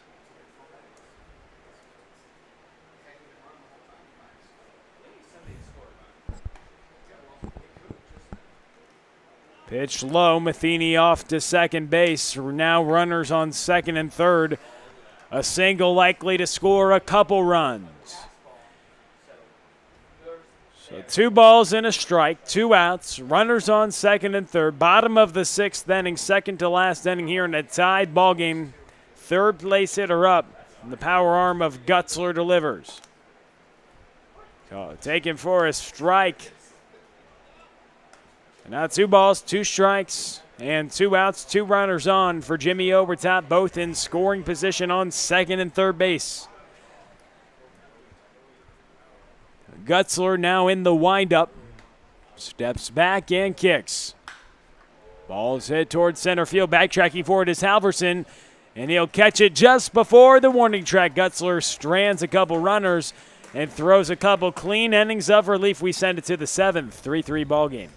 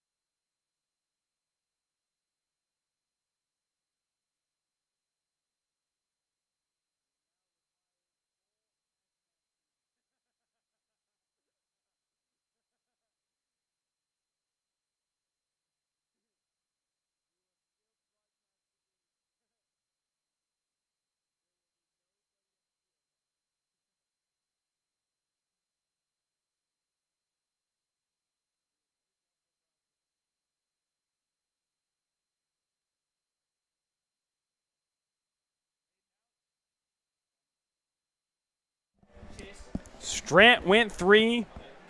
Losey went 2. McGee went 1. And now Hayden House on for the top of the 7th. 3-3 ball game. But you've got the meat coming up for the Cavemen. 3-4-5. Mann, Kiffer, Schaumburger. Can they do anything here in the top of the 7th tie ball game? As Hayden House works for his first inning of relief, new reliever into the ball game, 4th pitcher used in this staff of Joey Hawkins. Luke Mann due for a hit. Seems like he's overdue, hitting .529. But quiet tonight, 0 for 3. 18 for 34. 18 hits and 34 tries, that is, coming into the matchup today. He's been tearing the cover off the baseball all summer long. Just like when we saw Gutzler come into the game, we knew that's what he was known for at the college level, a ball and a strike. It's a pitch missed low from House.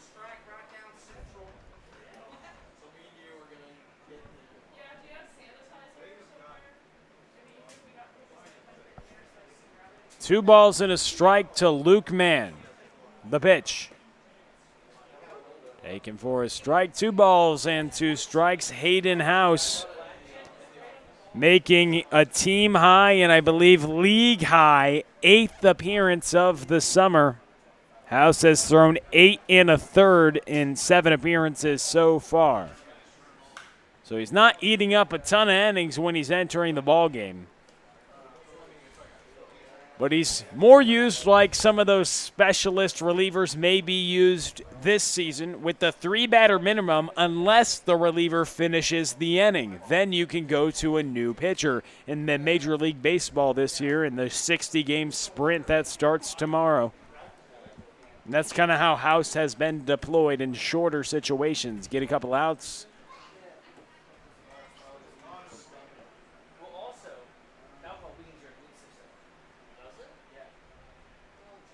The full count pitch. Smoke to the third baseman. Brett Pearson catches it. Luke Mann lines out. He's 0 for 4 tonight. First time we've said that. Not too often Mr. Mann goes an entire ball game without getting a hit. You can usually pencil him in for at least a hit, if not 2. And one of those likely going for extra bases. Nothing doing. Credit to the Cornbelters pitching. Have a nice approach against him. He's had to face a new pitcher almost every time 4 pitchers used tonight. But Mann, 18 for 34. In 12 games, he had 18 hits coming into this game and had 12 runs batted in and 13 runs scored, all in 12 games. Credit to the man. As Connor Kiffer comes up, top of the 7th tie ball game, Hayden House falls behind 2-0 in the count. These two teams tied earlier this summer, shaping up to be a similar ball game here. Nobody scored since the 2nd inning. There were 6 runs in the first 2 innings, and we thought maybe we'd have an offensive outburst here tonight, but credit to both pitching staffs settling in and working out of some tough situations along the way to get to where we are now. 2 balls and a strike to Kiffer. Pitch missed up and away.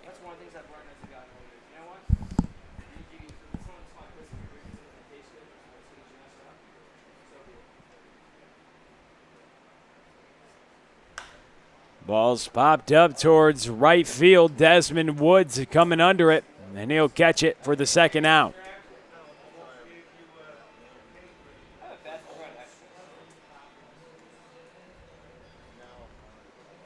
After this, the first place Eagles will take on the O'Fallon Hoots. The 8-4 Eagles match up against the 5-5 Hoots.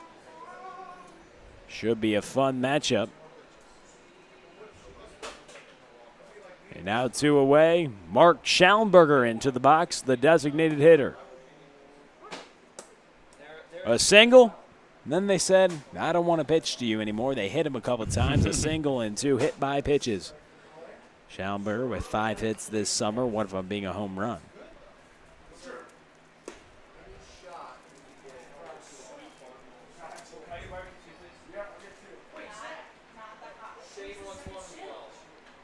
His house gets ahead. 0-1 the count against Schaumburger.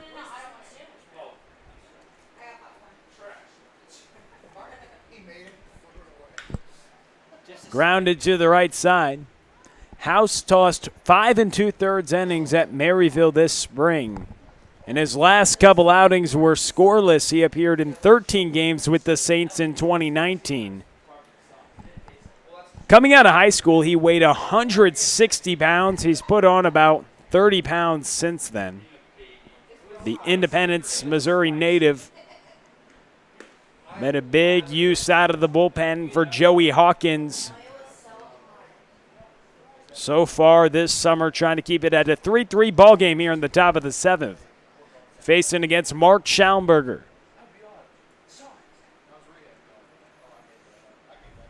The Priory alum, as he hits this one toward left. Coming in on it is Schmidt, who will catch that on the run, tracking in for it. 1-2-3. House gets 3 pop-outs, and we send it to the bottom of the 7th. Vance, Pearson, and Schmidt due up for the Cornbelters in the bottom of the 7th inning. All tied at 3.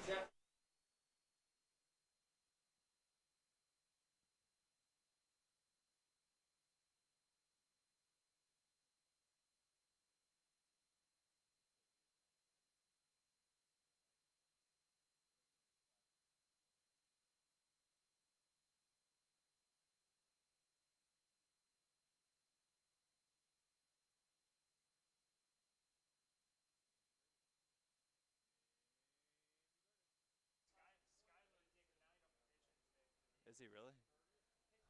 I've gotten every single one of his starts.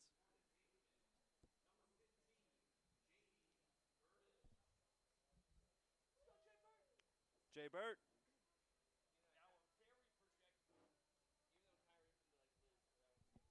What? Yeah.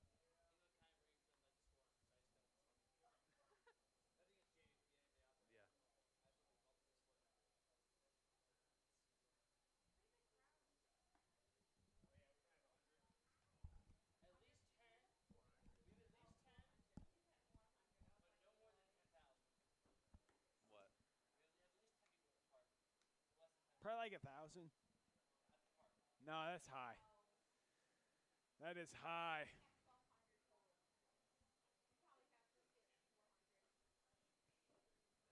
Now on the mound, Skyler, Dick Knight's teammate, Jamie Burdish. That poor guy. He probably got so much shit.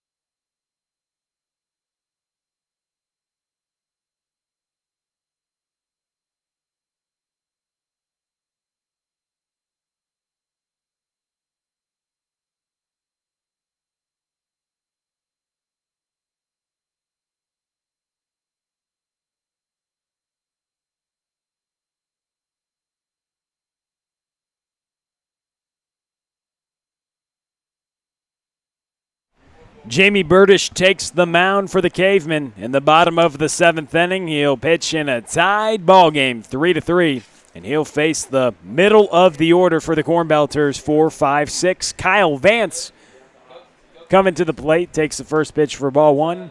Next offering, ball 2. 2-0 the count to the 423 hitter. When you're in a 2-0 count, you can make that about 500. But a swing and a miss on the Burdish offering. So Jamie went 2-0 in his first season with the Blue Jays. He earned his first career win on February 29th against Eureka. Ground to third baseman, thrown over, and Burdish gets a ground out to retire Vance for the first out. Good start to this inning for Mr. Burdish, getting himself a ground ball, getting into this game nicely. Much improved the last time he was on the mound as well from his first outing. Burdish had 8 appearances, 1 start. 2 wins, no losses, 13 innings, a 6.23 ERA, 5 strikeouts. This ball's hit deep towards center field. Halverson's going back, and it's going to hit off the wall for extra bases. Pearson nearly missed the home run, and he'll get to third base. Halverson's throw goes way over, and that's going to be how this game ends. A walk-off triple, and then the air on Halverson, who throws it into the stands. Impressive from him to get it in the stands from all the way in the outfield. He let it eat a little too much, just a little too much mustard.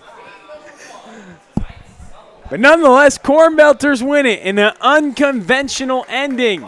A triple by Pearson, and then the ball gets into the stands on the throw from Halverson. But that's a wrap. We got the first place Eagles and the Hoots coming up next. 4-3 finals. Cornbelters win it. We'll be back with you in about 20 minutes.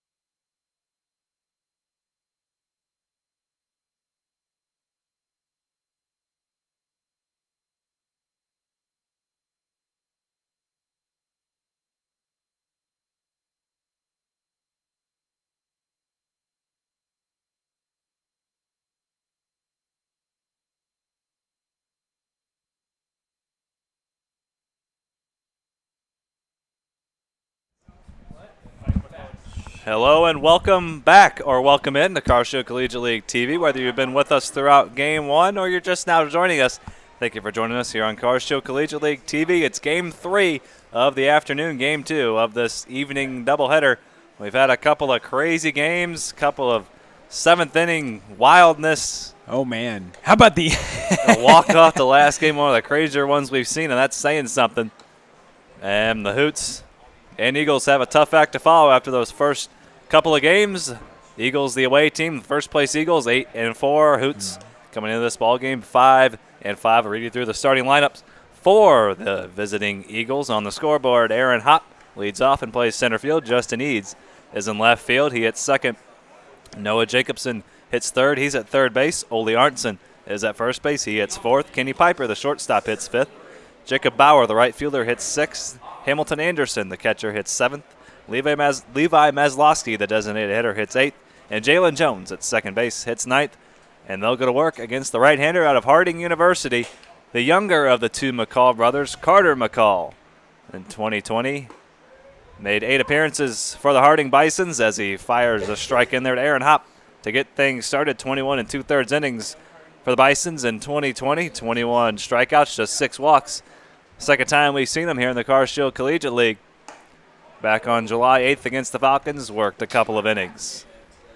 Making his first start, getting the start for Joe Lincoln's Hoots. Coming in at 5-5. The Eagles at 8-4.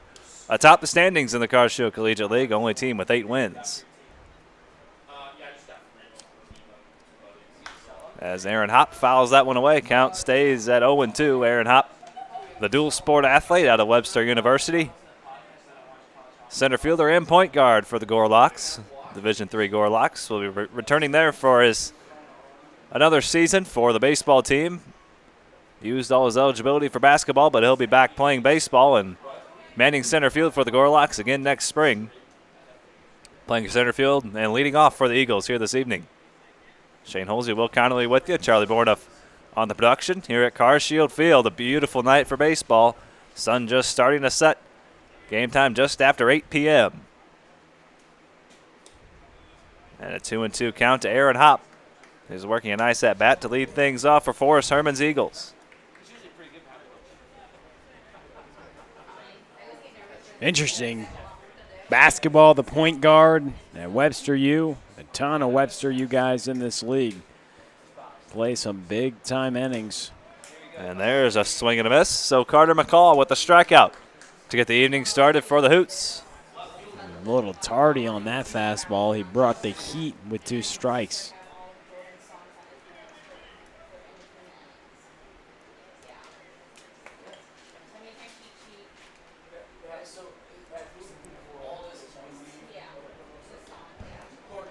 The Hoots coming in having dropped 3 of their last 5.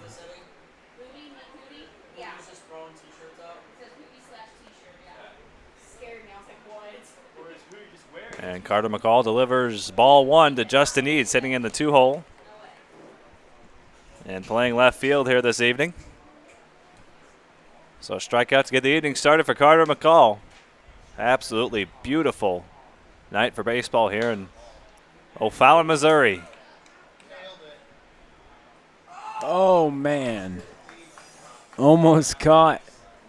Almost a nice play. Close but no cigar for a fan down there down the first base line. Absolutely no cigar for that. Not quite. I always love to see fans chasing after baseballs, trying to catch them, foul balls. And the cigars too, right?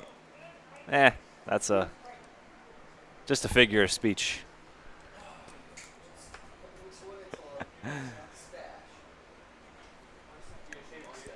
2-1 count here to Justin Eads, now 3-1. Manager of stadium operations, Zach McKinley, came on the broadcast last night. It was awesome to see he's back in here. Can't get away from him. We see him every day providing us some nutrition. It's awesome. Provides us all our in-between game snacks, those wonderful chicken sandwiches from the concession stand here at Carshield Field. Always a great between-game meal, you could say, as Justin Eads works a walk.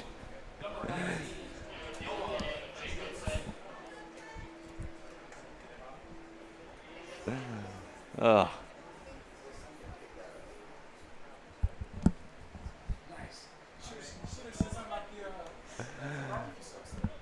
Oh, Zach just reminded us, can't forget about the barbecue sauce either. Man, The finest barbecue sauce this side of the Mississippi, I've heard. he's thinking of all the descriptions. Maybe we need to put a headset on him. He knows the right thing to say at the right time. He's a guy who works very hard. He's committed to integrity and discipline. We need to throw him on the headset a little more. One of us would have to step off, but That's I all wouldn't right. mind. We can add a third. Need a third headset. Well, we'll get that. McKinley might have one, or someone would donate one after hearing the interview last night. They loved it. The most feedback we've got on any interview so far. 1-1 count here to Noah Jacobson with the runner on base after the walk by Eads. 1 away here in the first.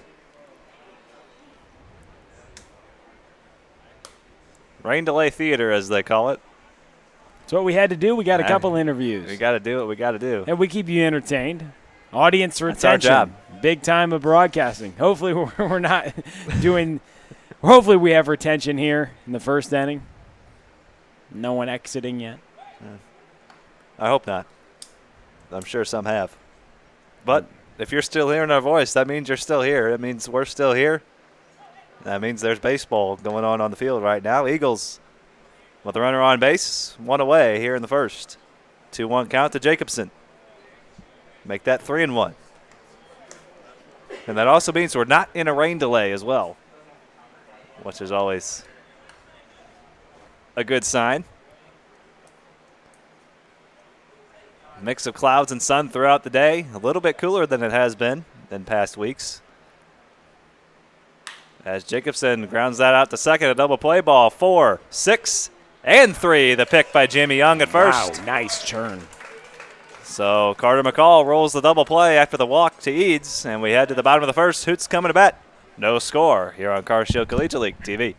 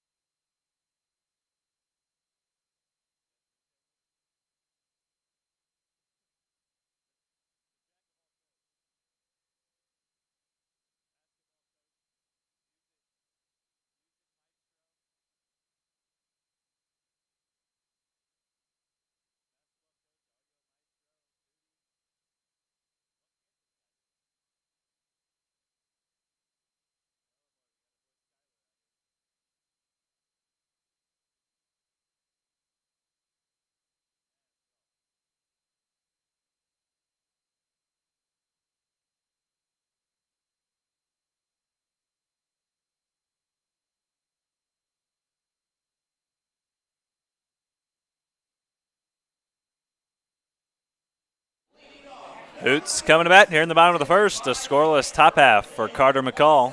Evan Martin will get things started. He'll be followed by Nick Neville, Andrew Keck, Chase Krogman, Jamie Young, Colin Bergman, Ty Stouse, Davey Pound, and the order for the Hoots. And they'll face the left-hander from Westminster College, Skylar Dicknight, making his third start, fifth appearance here in the Car Shield Collegiate League. 7 2/3 innings, 11 strikeouts, 5 walks for the left-hander.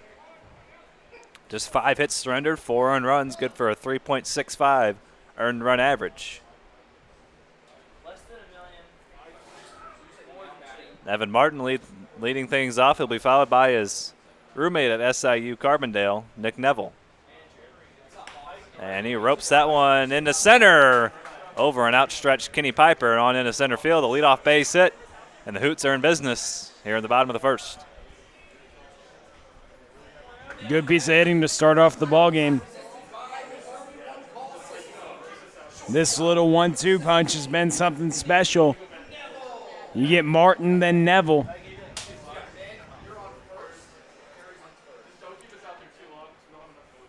They've become a staple, 1-2 in this Hoots order.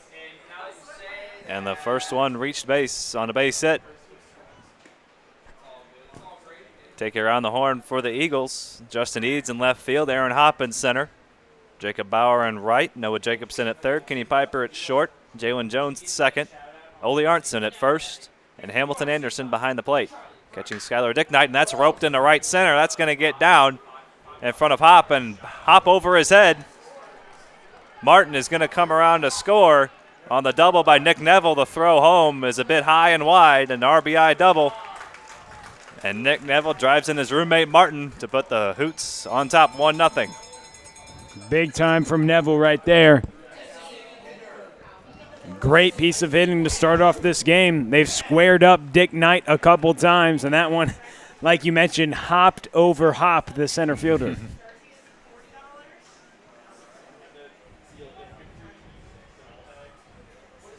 Andrew Keck will now step in, 5 for 13, a good start for him, couple of home runs.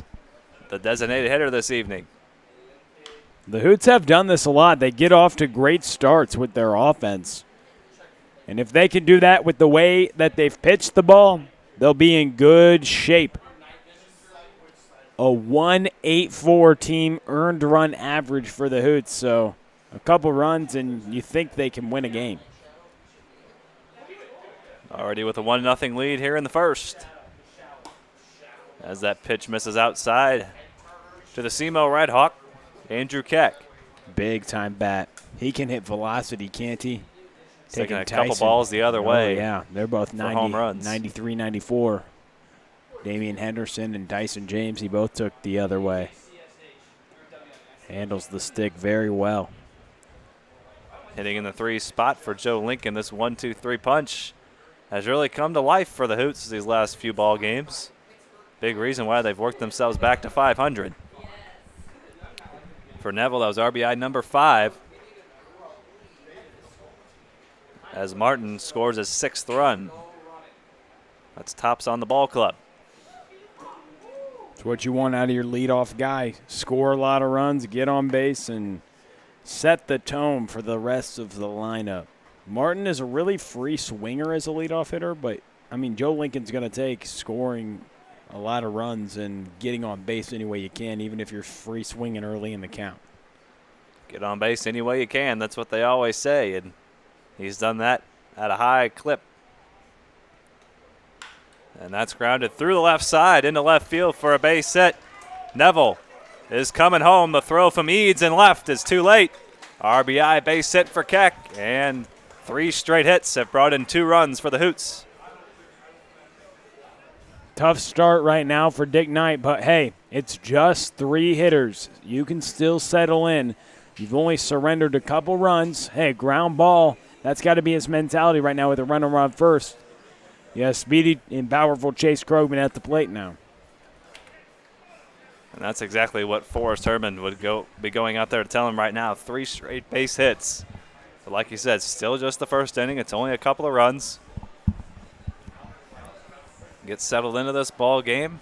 It's going to be tough to turn a double play against Krogman, but once you get 1 out, that can kind of just build the confidence for a pitcher, and you can start to get things rolling if he just makes 1 or 2 good pitches and starts to regain that confidence. That's half the battle when you're a pitcher, is having confidence in your stuff and knowing you can make a good pitch. Absolutely. That's blocked nicely by Anderson. And the way to know that you can make a good pitch a lot of times is by having a coach pick you up, having a catcher come pick you up when you do struggle. So a good job by Herman, although just 3 hitters. Hey, go talk to him for a second. And just get that boost of confidence from a teammate, from a coach, and kind of get a breather. Okay, they've hit 3 balls, but I'm in the zone. I'm throwing strikes. My fielders are good behind me. Hey, stay consistent in the zone, and he's going to be fine. Let's see if he can work his way out of this first inning. Already 2 runs in the inning. There's a good pitch on the outside corner to Chase Krogman. You got to make good pitches to Krogman, Shane, because he punishes any mistake that he sees.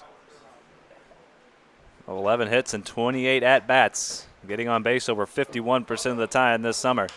For the White Sox minor leaguer, here's a ground ball to second. Jones is going to go the easy way over to first. And a ground ball out here for Skylar Dicknight. See if he can't settle in. It's a good job by Krogman. I mean, you advance a runner over, get him to second base with one out for Jamie Young. Still an RBI opportunity. The Hoots will try to get another run across, just one away.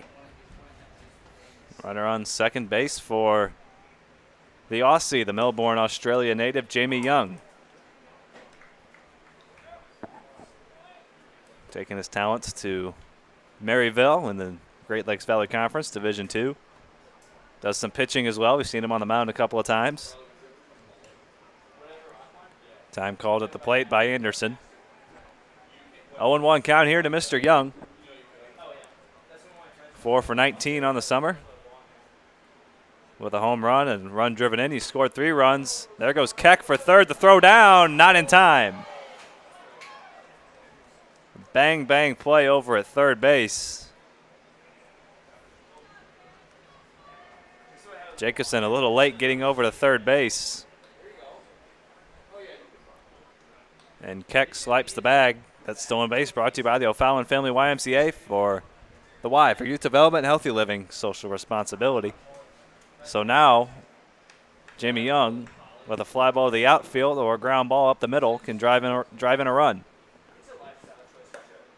So that stolen base of third could prove to be massive here in the first, if Young can come through here. Good hitters count here, 2-1. Skylar Dicknight trying to work out of it. Swing and a miss. Good fastball.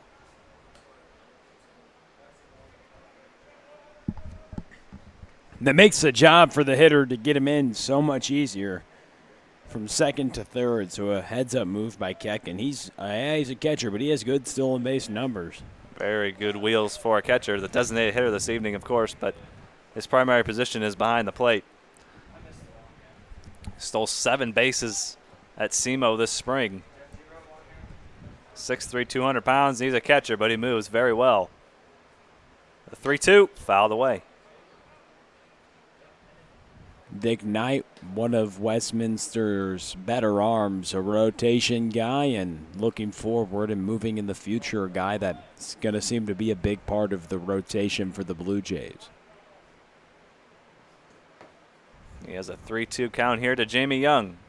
And a swing and a miss. Big strikeout there for Dick Knight. Big time poise. 3-2, that can shift the inning, especially, Shane, when you've been struggling and you let up 3 straight hits to start off the ball game. Getting a ground out and then a strikeout after the mound visit from Forrest Herman. It seems like Dick Knight maybe has settled in, but the job is not done yet. Still needs one more out, and he can get it here if he can retire Colin Berkman with Slu Billiken.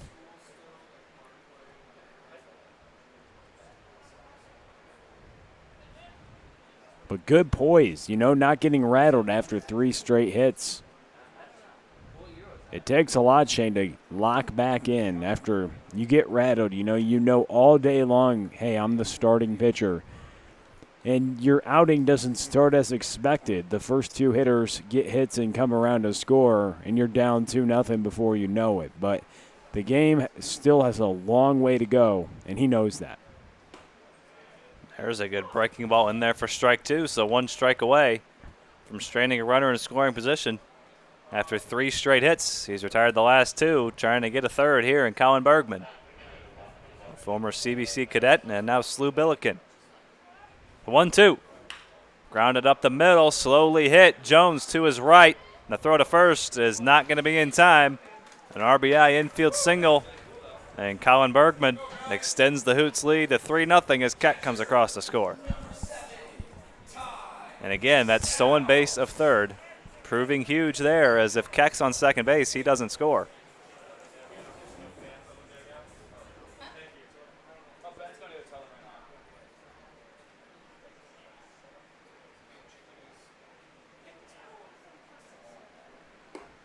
So now Ty Stouse, the backstop, hitting 7th in the Hoots order, will hit with Colin Bergman on first base with 2 away.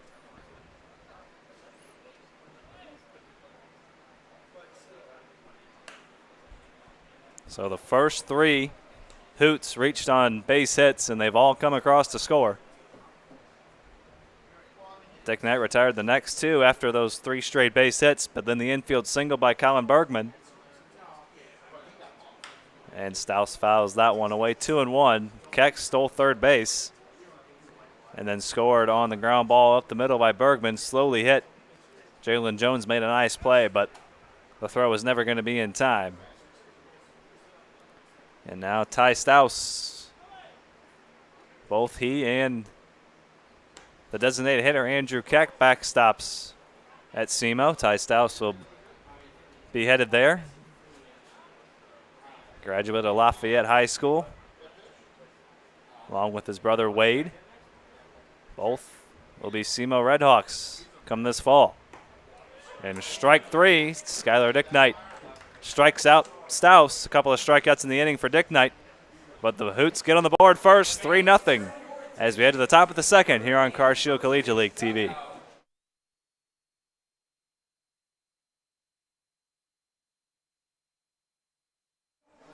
Reminder, this inning brought to you by Interco Recycling. Our friends at Interco have been recycling non-ferrous industrial metals, batteries, computers, and electronics since 1996. Their 400,000 square foot, 45-acre facility is on the Illinois side of downtown St. Louis, just across the river from here at O'Fallon. So if your company has large amounts of scrap metals, batteries, or electronics in need of recycling, you can give Interco a call, 1-877-258-3601, or you can head to your web browser and type in itcscrap.com. You can find them there as well. 1-877-258-3601 is the number to dial, or you can head on over to itcscrap.com. Interco Recycling, a Metaltronics recycler since 1996.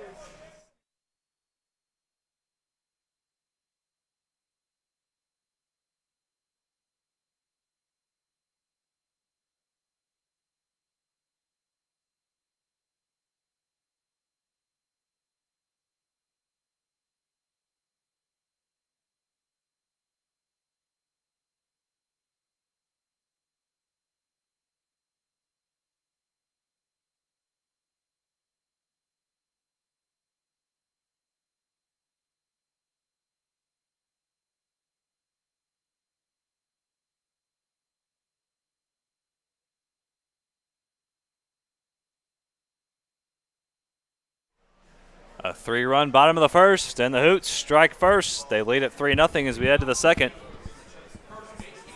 Carter McCall back out there for his second inning of work.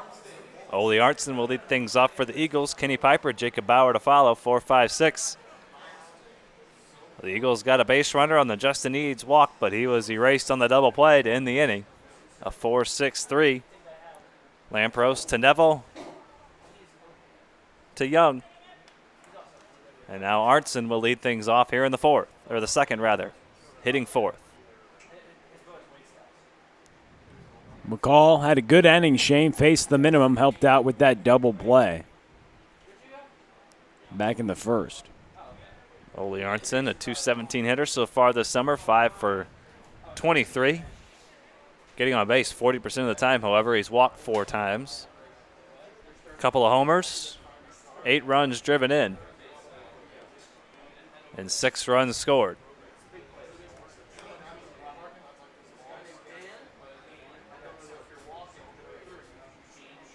So 3 of his 5 hits have gone for extra bases. Likes to work the ball up the middle the other way. Big gap in right center.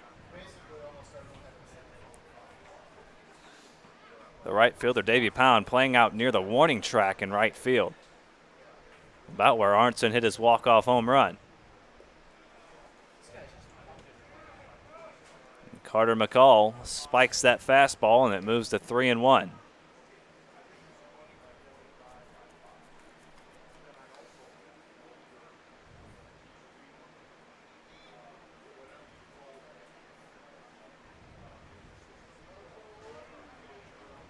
Arntzen in a good hitter's count, leading off here in the second. Trying to answer the 3-run Hoots, bottom of the first. And there's a good pitch from McCall. Count goes full. Arntzen absolutely tore it up at Wabash Valley Community College. And he'll be headed to SEMO. And he chops that one to the right side. SIUE rather, as he chops out to second base for out number 1.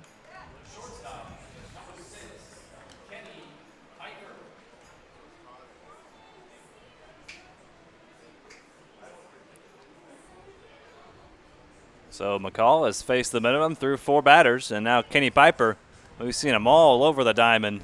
We've seen him in the outfield. We've seen him behind the plate, playing shortstop here this evening. You like someone that's versatile, though. Makes your life as a manager a lot easier when you know you can plug a guy into the lineup and put him in just about any spot, and he's going to come through for you. And that's exactly what Piper has done so far this summer. 8 for 23, slugging .565. OPS up over 1,000.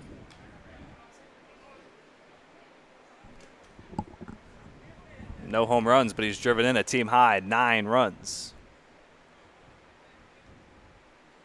5 of his 8 hits have gone for 2 bases. 2-1 count. Carter McCall working with 1 away, nobody on, now with a 3-0 lead here in the top of the second. First place Eagles at 8-4, the Hoots at 5-5.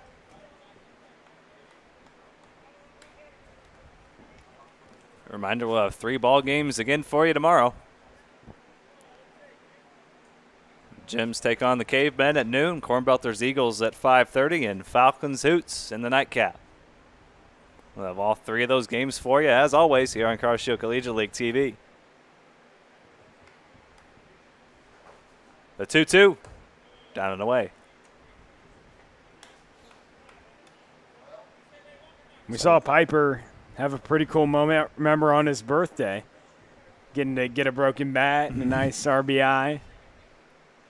And as you mentioned, it's hard to take him out of the lineup, why he leads the team in some offensive statistics. Oh. And there's a called third strike, second punch out for Carter McCall. He started the ball game with the strikeout of Aaron Hopp swinging, and he gets Kenny Piper looking there for the second out. I like the way Carter McCall throws the baseball. I mean, he drops the arm, gets good scap load, and just powers his arm through the zone. Quick, tight, short arm action. And that arm speed produces the electric stuff on his fastball, but he also spins it at a very high rate, it seems like, from the naked eye, and that's why he's able to get a lot of late swing and misses or catch guys looking because of the way the baseball comes out of the right-hander's hand. He's seen 5 batters and gotten 5 outs here in the first inning and 2/3. And Jacob Bauer hits with nobody on and 2 away. Mentioned liking the way Mr. McCall throws the baseball. Both he and his brother, both big guys, imposing pitchers out there on the mound. Carter at 6'4", 210 pounds. His brother Logan a little bit shorter at 6'1", but 220 pounds. Big right-handers out of St. Charles, playing for Division II Harding down in Arkansas.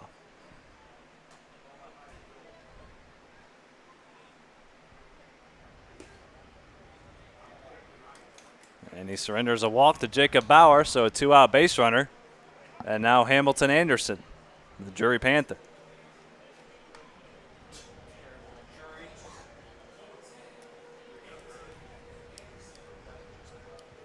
The free swinger Hamilton Anderson steps to the plate with 2 away. After the base on balls by Jacob Bauer. 4th walk of the summer so far for Bauer in 26 plate appearances. Anderson has driven the baseball well. Just 1 extra base hit. It was a home run, a 3-run home run. That was part of a 9-0 Eagles comeback. They came back and won that game 11-9 on an Ole Arntzen walk-off homer, but Hamilton Anderson was a big part of that day, driving in 5 runs, 3 of them coming on 1 swing of the bat. He's driven in 8 runs, and all 8 of those RBIs coming in a 2-game span.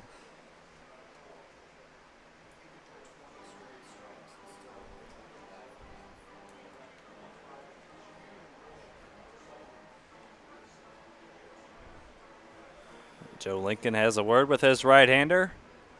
1-0 count here to Anderson.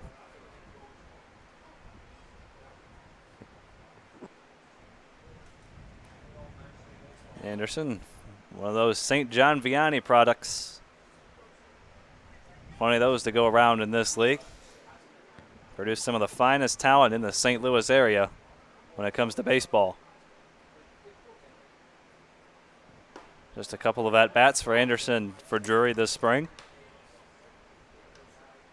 Big part of their future down there in Springfield in Division II of Drury Panthers in the Great Lakes Valley Conference.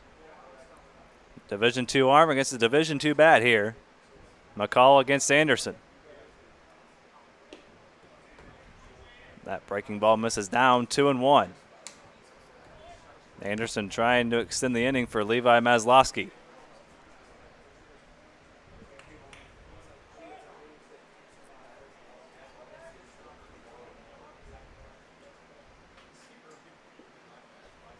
The 2-1 coming from McCall.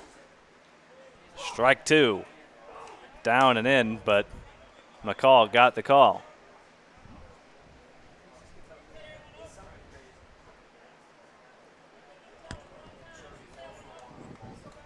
McCall 1 strike away from working a couple of scoreless innings. Hamilton Anderson in a 2-2 count. Strike 3 called. Gets him on the fastball looking. 3 strikeouts through 2 innings for Carter McCall. We're through an inning and a half here on Carshill Collegiate League TV. Hoots lead at 3-0, and they're coming to bat looking for more.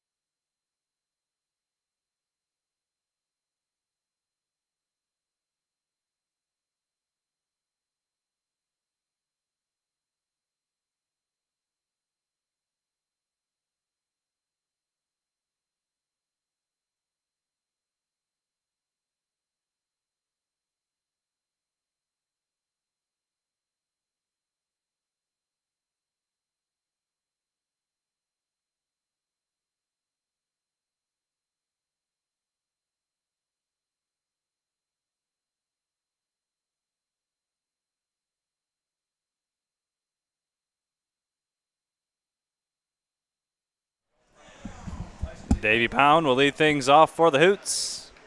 Here in the bottom of the second, looking to add on. They are already on top, 3-0. Skylar Dicknight back out there for inning number 2. Surrendered 3 runs on 4 hits in the first. Hoots looking for more with Davey Pound leading things off. He'll be followed by his Harris Stowe teammate, Luke Lampros. And then the top of the order, Evan Martin, 8-9-1 for the Hoots. And I'm interested to see how Dick Knight will rebound. He let up 4 singles in the first, or 4 hits. 1 was a double, but 3 runs and all 3 singles to start off the game. Then started to settle in, got out of it, but obviously 3 runs across the first 3 hitters to get knocks off him to start the game. And as a starting pitcher, to rebound from that and try to wash that inning away and go from a clean slate from here. He did throw 29 pitches in that first inning, though. Looking for a much smoother bottom of the second here. He faced 7 batters, as you mentioned, the 29 pitches. And inning number 1, Davey Pound will try to get on base here to lead off the bottom of the second. Pound 3 for 11 on the summer so far. with a run scored. All his hits have been singles. He's walked 3 times as well, getting on base about 43% of the time.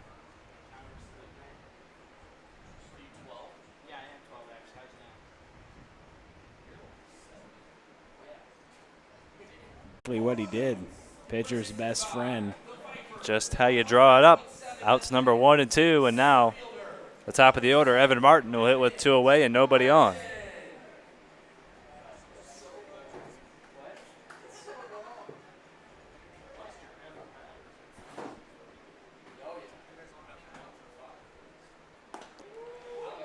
And Dick Knight drops a breaking ball in there for strike 1. Evan Martin, 2 away, nobody on. Hitting out of the leadoff spot here this evening ahead of his teammate and roommate, Nick Neville. Neville drove in Martin after Martin singled the lead off the bottom of the first. Nick Neville promptly roped a double to drive him in. That hopped over Aaron Hop's head in center field.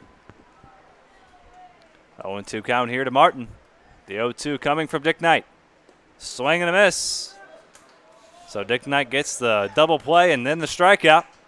And we head to the top of the third. Will Connolly will handle the middle innings. We send things to the top of the third. 3-0, Hoots on top.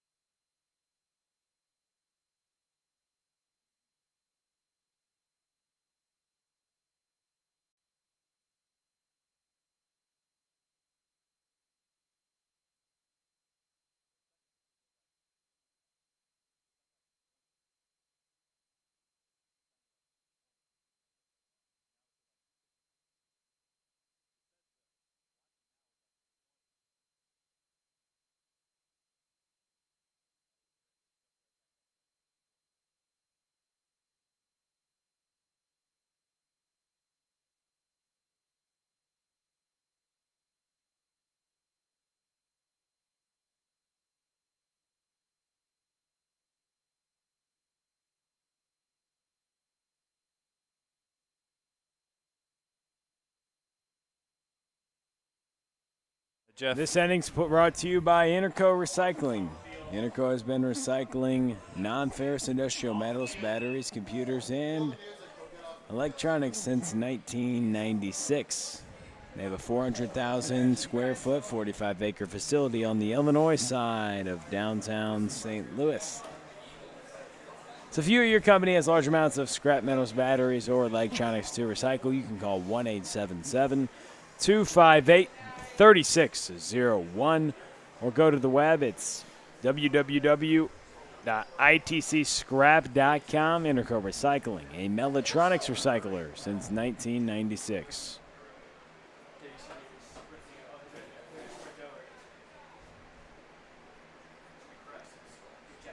Top of the third, 3-0 ball game.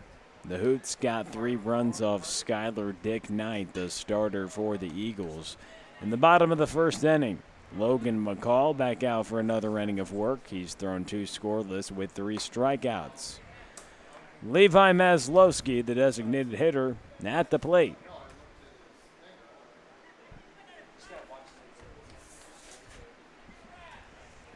One ball, 1 strike. The right-hander from Harding gets a swing and a miss on Maslowski. Maslowski, 15 at-bats so far this summer. The designated hitter tonight for Forrest Terman, still in search of his first hit of the summer. A ball and 2 strikes. The pitch. Fouled to the right side. Maslowski hitting 8th tonight. The DH, a couple games he was absent from the lineup, but back tonight under the lights here against the Hoots. 1 ball, 2 strikes. Maslowski calls time. As McCall was digging into the glove getting ready for the 1-2 pitch. He features a nice fastball, typically what he'll put guys away with. What does he go to here? The breaking ball freezes Maslowski. A good pitch, and they throw it around the horn. First out. Here in the top of the third, catches Maslowski looking.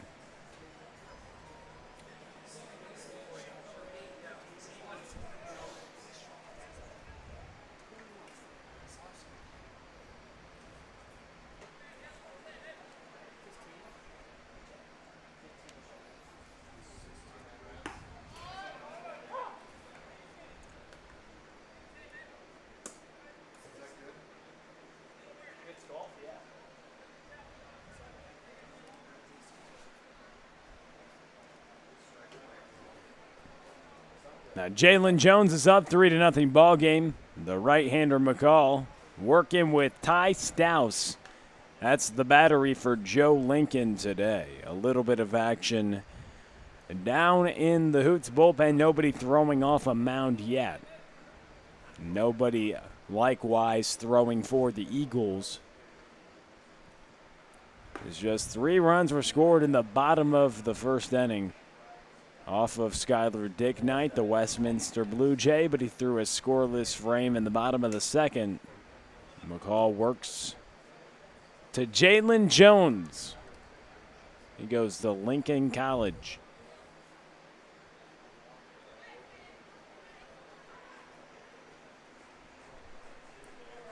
Six hits and 25 at-bats, 1 double for Jones. 2 balls and a strike, the pitch. Grounded to the right side. Jamie Young gets it, throws it over to McCall at first, but Jones hustling out of the box, and he's safe at the bag. Hard 90 right there by Jalen Jones. He gets himself with a infield single. That brings up the top of the lineup, Aaron Hopp, the point guard and center fielder at Webster University. Basketball eligibility is up. He was in his final year, but he's going back to play another year of baseball for the Gorlocks.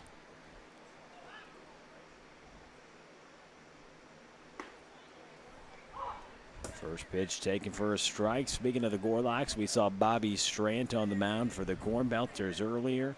Obviously, Matt Staker, Ben Swords, Ben Kolowski. A lot of Gorlocks in this league. Swords been tearing it up in this league. So impressive. He started 111 games.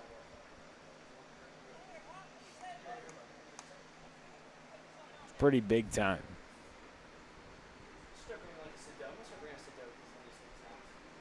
0-1 count with 1 away. Pitch taken outside.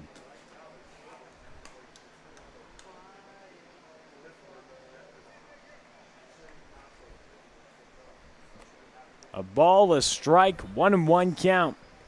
With 1 out, the Harding University right-hander. Throwing to the center fielder, Aaron Hopp. He's 2 for 13 this season, hitting .154. Has a couple runs batted in. Both his hits are singles. Has a lot of speed at the top of the order for Forrest Herman, the manager of the Eagles.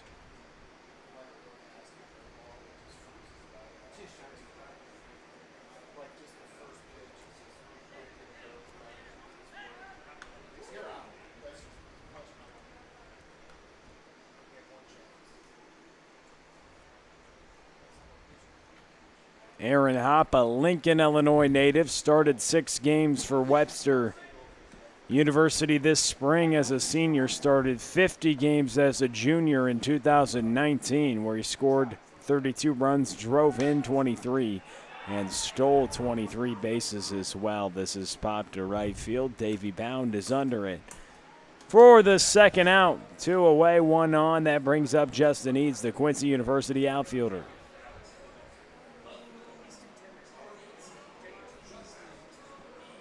Justin Eads reached base on the walk back in the first inning, but Noah Jacobson grounded into a 4-6-3 double play in the first to end that inning.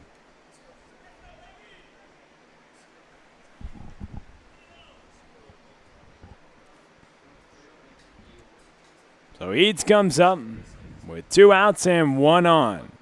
A 3-0 Eagles lead, a swing and a miss on the first offering from McCall.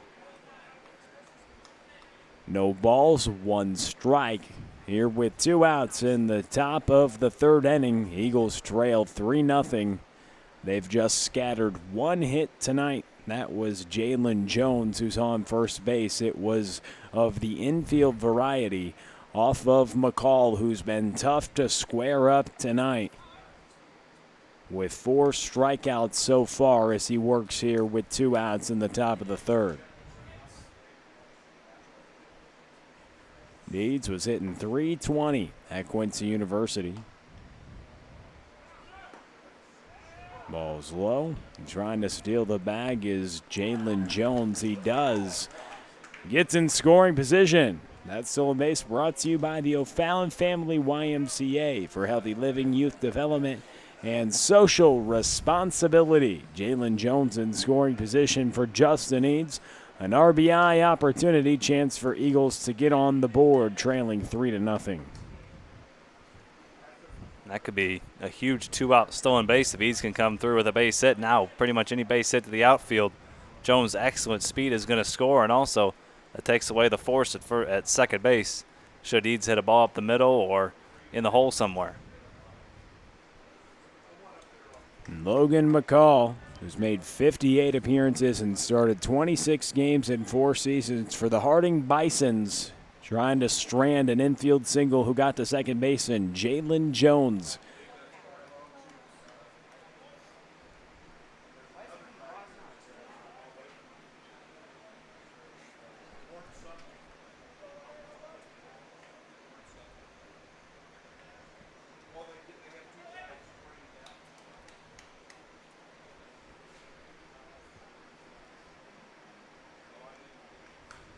A pitch fouled back.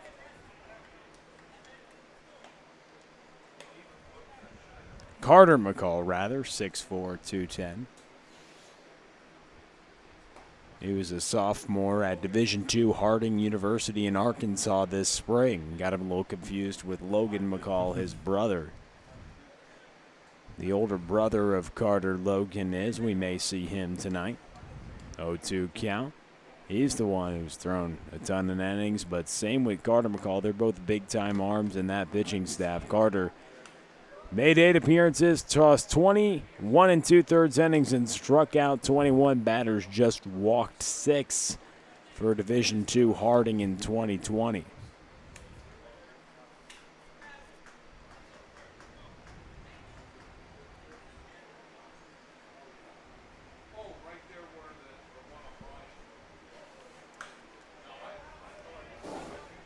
That pitch fouled away by Justin Eads. He's fighting here. A ball and 2 strikes.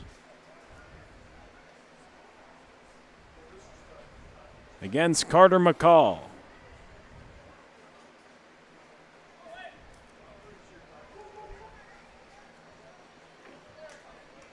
Top of the third, 3-0 ball game. Jalen Jones got the single and stolen base. He's on second with 2 outs. Can Eads come through clutch? He lays off there. Jones advances 90 feet. Eads lays off on the pitch. That about hit the plate, but it was a tight breaking ball. 2 balls, 2 strikes, 2 outs, runner on third base. 3-0 ball game, top of the third inning. Justin Eads facing off against Mr. Carter McCall. A few times I've called him Logan, and I apologize. 2 balls, 2 strikes, 2 outs. Runner on third base is Jones. And Eads gets rung up on the fastball. Looks like he took it right down Broadway. Disagrees with that one a little bit. Nonetheless, McCall gets the strikeout. We send it to the bottom of the third, 3-0.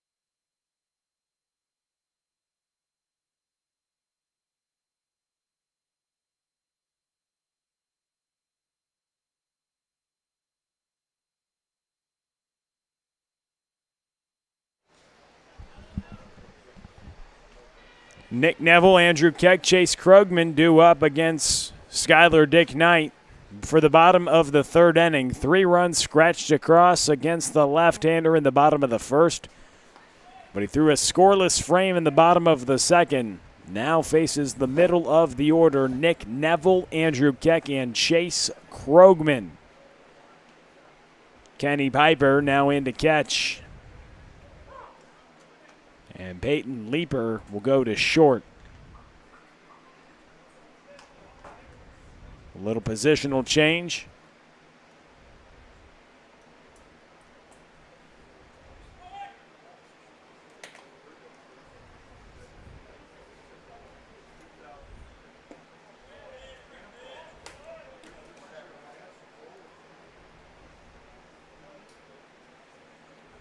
Nick Neville with the double last time at the plate.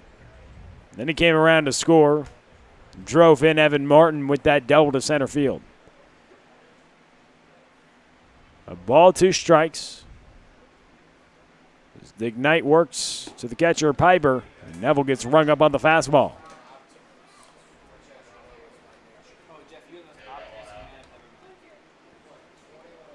Back-to-back hitters. He strikes out. How he ends the second. He starts the third, and that brings up Andrew Keck.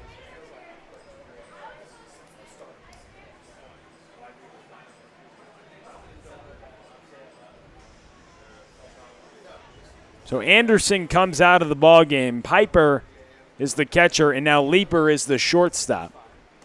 A swing and a miss by Andrew Keck.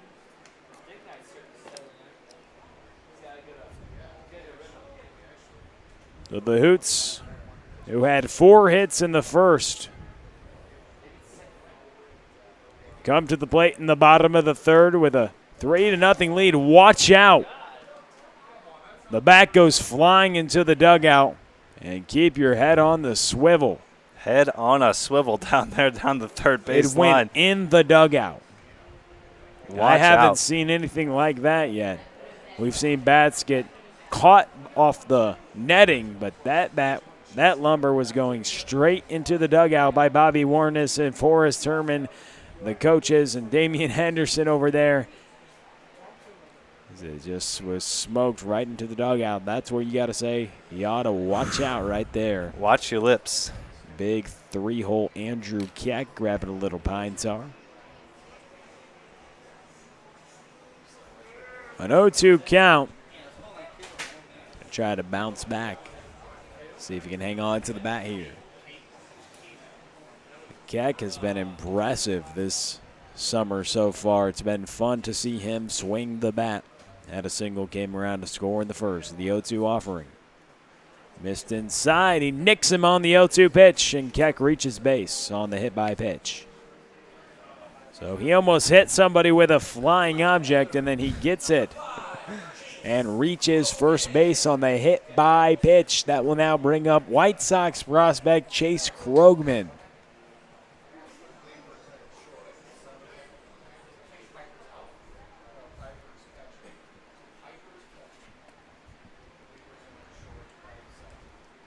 Pitch miss low. First offering, 1 ball, no strikes. Jamie Young, the hitter on deck, with 1 away. Dick Knight looking to roll up a double play. He's already induced 1 ground ball double play tonight. This one's chopped, hit softly to the left side for a single. Keck trying to take an extra bag. Eats his throw. Mishandled. And Krogman will take another base, so a single, and now runners on second and third, advancing on the throw. Chase Krogman barely tapped that ball, but hit it where they ain't, they say. That's all you got to do, hit it where the fielders aren't. Keck, as we've talked about, for a catcher, great speed, and with 1 out, that's the time to take that chance, try to get in scoring position, and then on the throw, Krogman can move up. You got to force the defense to make a play. If you're winning 3-0, you're still in the early innings, you can afford to take that risk with 1 out there or no outs or maybe 2 outs. You might question a little bit, but I have no problem with Keck trying to take an extra base there on a softly hit ball. And now Jamie Young, he's 4 for 19 so far this summer. He comes up with a couple ducks on the pond, a couple RBI opportunities out there for him on second and third base. Hoots already with a 3-0 lead. They scratched across 3 runs against the left-hander in the first inning. Dick Knight gets the first pitch for a strike. Hoots with 5 hits tonight and 3 runs. 4 of them coming in the first inning. But they have a couple opportunities out there on the base paths now. Pitch taken away, 1 ball, 1 strike. As the Westminster left-hander tries to strand a couple runners and keep this game within reach for the first place Eagles.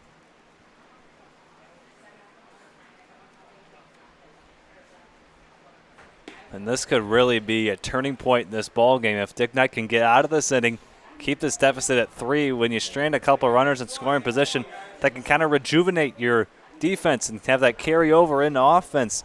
And they realize, oh, our pitcher just worked hard to get us out of this jam. Now let's work hard for him at the plate, get him a couple of runs, get us back into this game.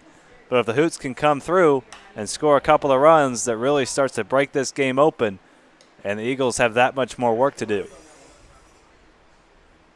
Exactly, Shane. And they were down 9-0 and still managed to come back.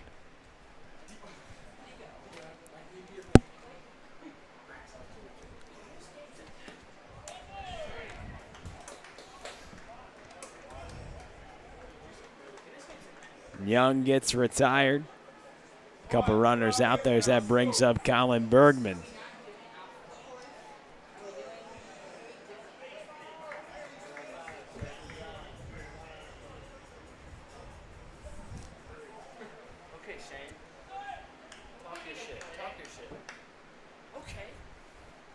Bergman up with runners on second and third for the Hoots. Trying to get a couple more runs, as you mentioned. Nothing out of reach for these Eagles. So the Hoots will take all the runs they can get.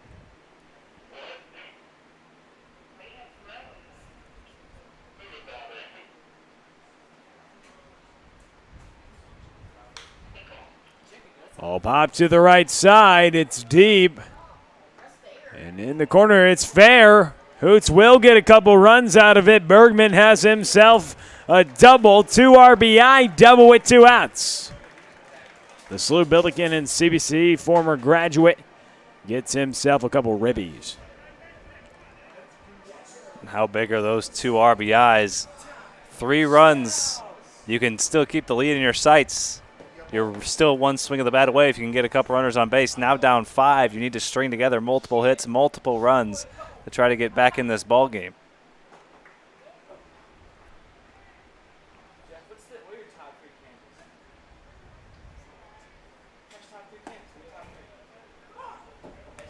A 5-0 ball game now. 3 in the first, 2 more here in the third. 0-1 count. Ty Stouse in the box. The pitch. Taken up and away for a ball. 1 ball, 1 strike, 2 outs.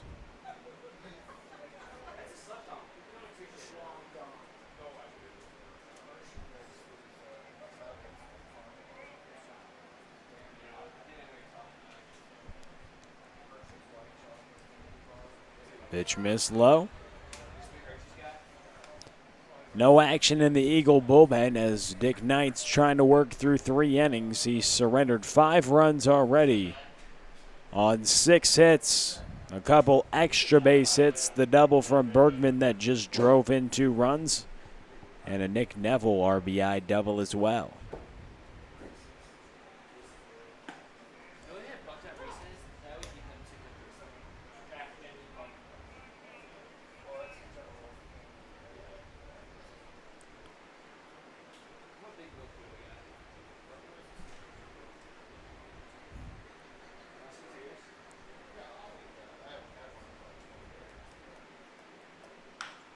Stouse chops this one foul.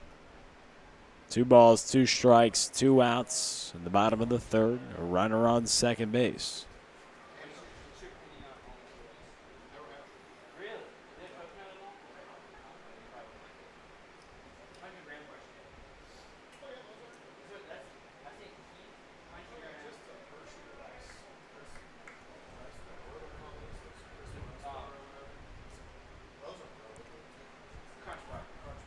A 2-2 count from Mr. Dick Knight. The pitch misses low. Ty Stouse with an opportunity.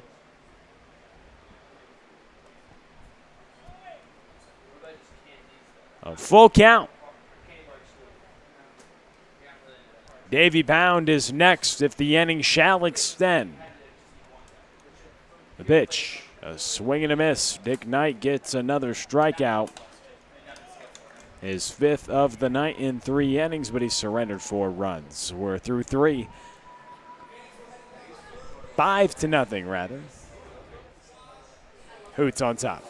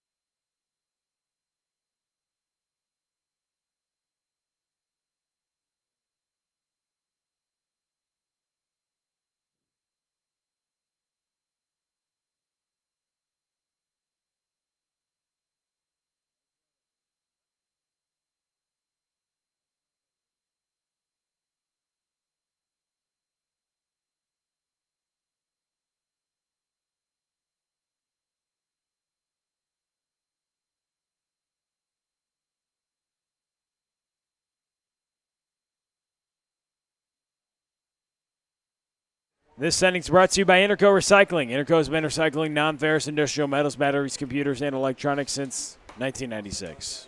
The company operates a 400,000 square foot, 45-acre facility on the Illinois side of downtown St. Louis. So if you or your company has large amounts of scrap metals, batteries, or electronics to recycle, you can just call Interco Recycling. That's 1-877-258-3601, or you can go to the web.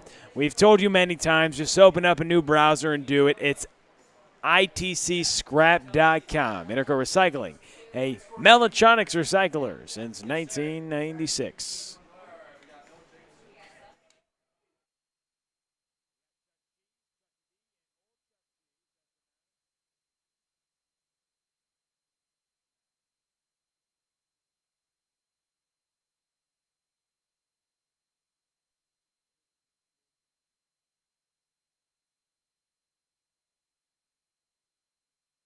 3-4-5, Jacobson, Arnson, Piper. Here in the 4th, McCall for another inning of work.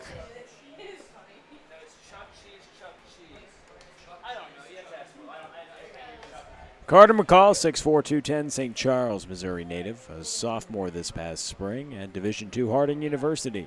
Made 8 appearances, tossed 21 2/3 innings. As Noah Jacobson comes to the plate, grounded into a 4-6-3 tailor-made double play back in the 1st to end the 1st inning. A ball and a strike to Jacobson, the powerful hitter, who's in the middle of this order for the Eagles in 1st place.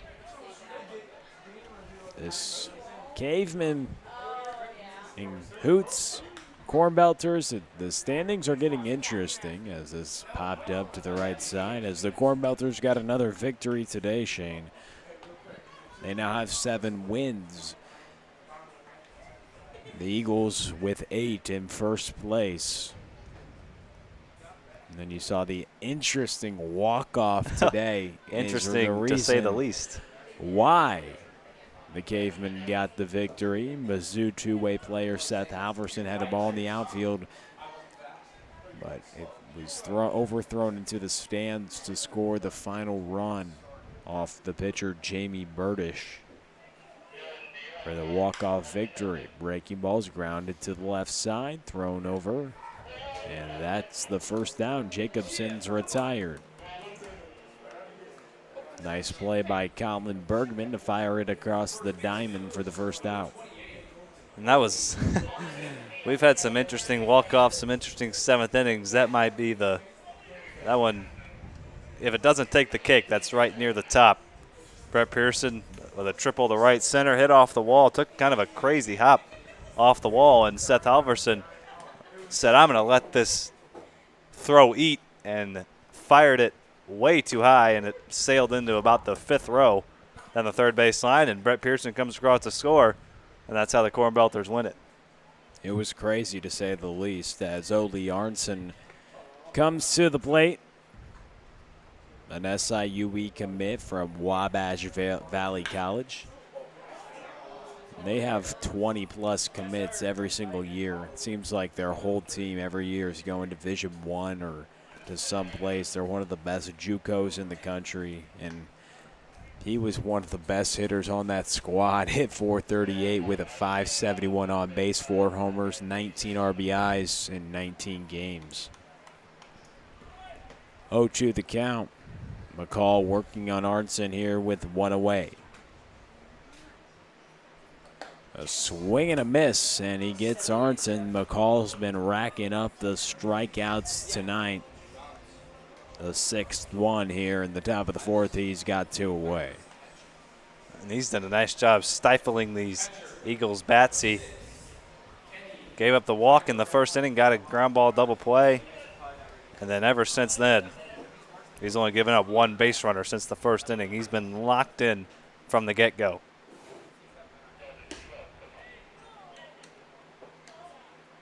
And he hasn't pitched in a game for 2 weeks. It's going 2 weeks to the day since the last time he pitched in an actual game. So to come out and have stuff like this after 2 weeks of not staying mound is pretty impressive.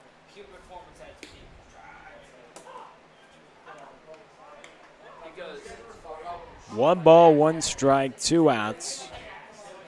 Kenny Piper, the catcher, at the plate. It was Hamilton Anderson, but they made a little change. He left the game. Peyton Leeper went to shortstop. Piper moved over to the backstop. A swing and a miss. 1 ball, 2 strikes. We've seen some wild finishes so far in the CarShield Collegiate League. Could we be in store for another one? It would probably take that with a 5-0 lead of the Hoots. An Eagles comeback, but they've been the comeback kids so far in the CarShield Collegiate League, which is why they're in first place 8-4. They had a stretch of 4 straight wins where 3 of them were walk-off victories where they came back in all those games. 2 balls, 2 strikes, 2 outs to Kenny Piper. The pitch from McCall. A swing and a miss. We send it to the bottom of the 4th, 5-0 Hoots.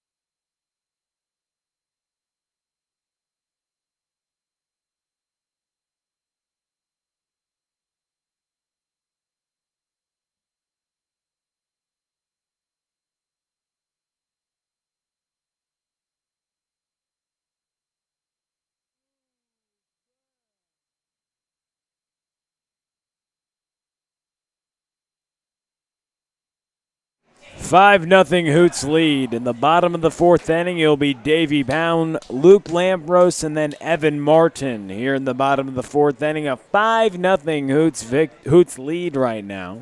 We hold up on that sentence right there just yet, as we know what the Eagles can do. I was about to say victory, but we've got a long way to go. That ball's drilled to the shortstop. Leaper fires it over to Ole Arnson, and a quick out to start off the bottom of the fourth. How about this left side of the infield?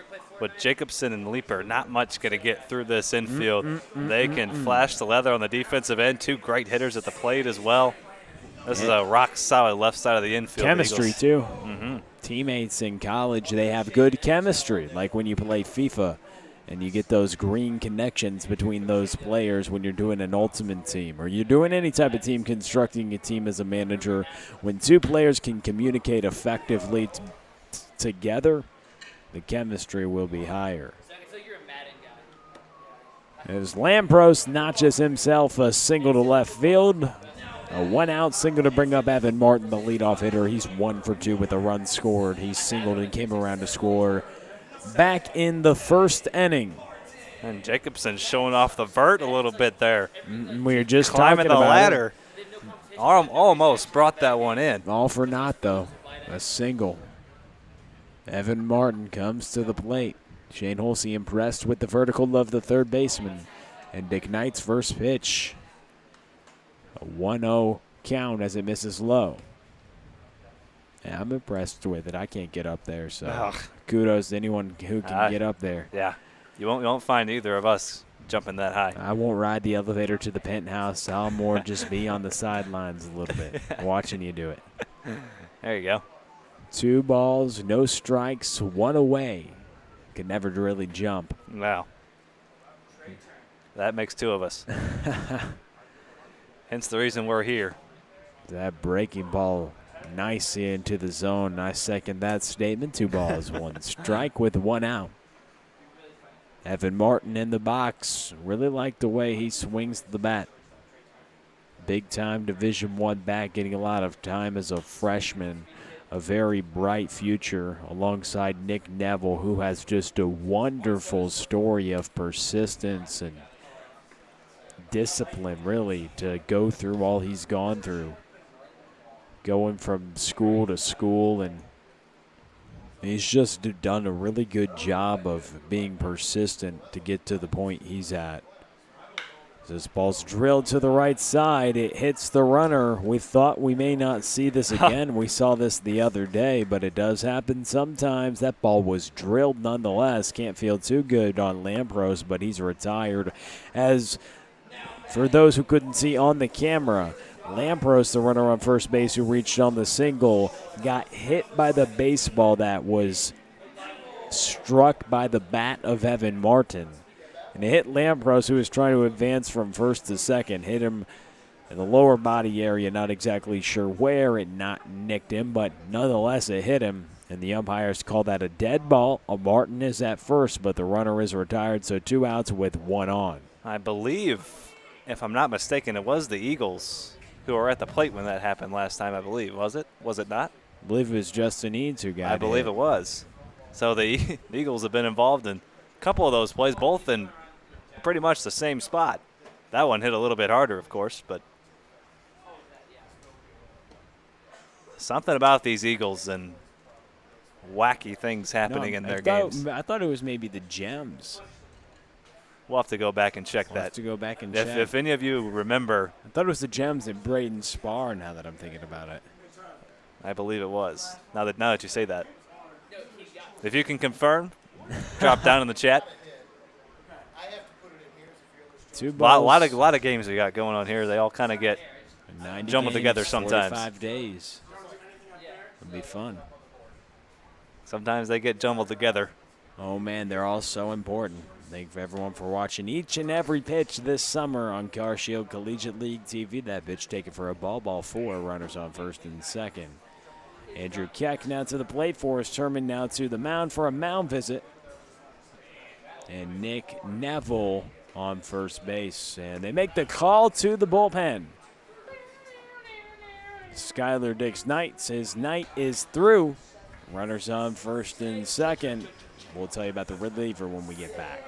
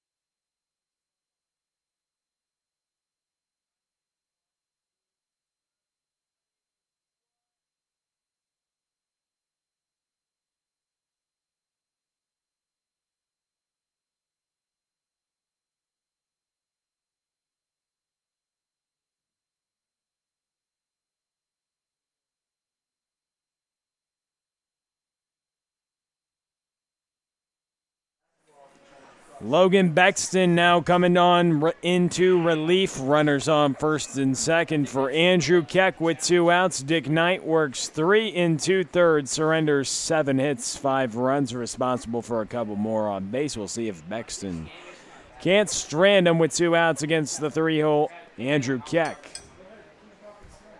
Bexton from Westphalia, Missouri, Fatima High School, State Fair Community College. Had 5 wins and a 3.38 ERA, 46 strikeouts in 64 innings. And then this past season was at William Woods University at WWU. He had 30 1/3 innings pitched and a 5.34 earned run average. 0-1 the count after the first offering is for a strike against the right-hander. Righty on righty matchup. Keck swing and a miss there, 0-2 the count. Keck has scored 2 runs tonight. 2 of the 5 that the Hoots have. He had a single, and the first hit by pitch came around to score in the 3rd. No balls, 2 strikes, 2 outs, and 2 runners on. Logan Bexton delivers the 0-2, coming in to get it. Noah Jacobson firing it across the diamond. We talked about that good defense. It was present there. Logan Bexton faces a hitter, strands a couple, 5-0. The Hoots are on top.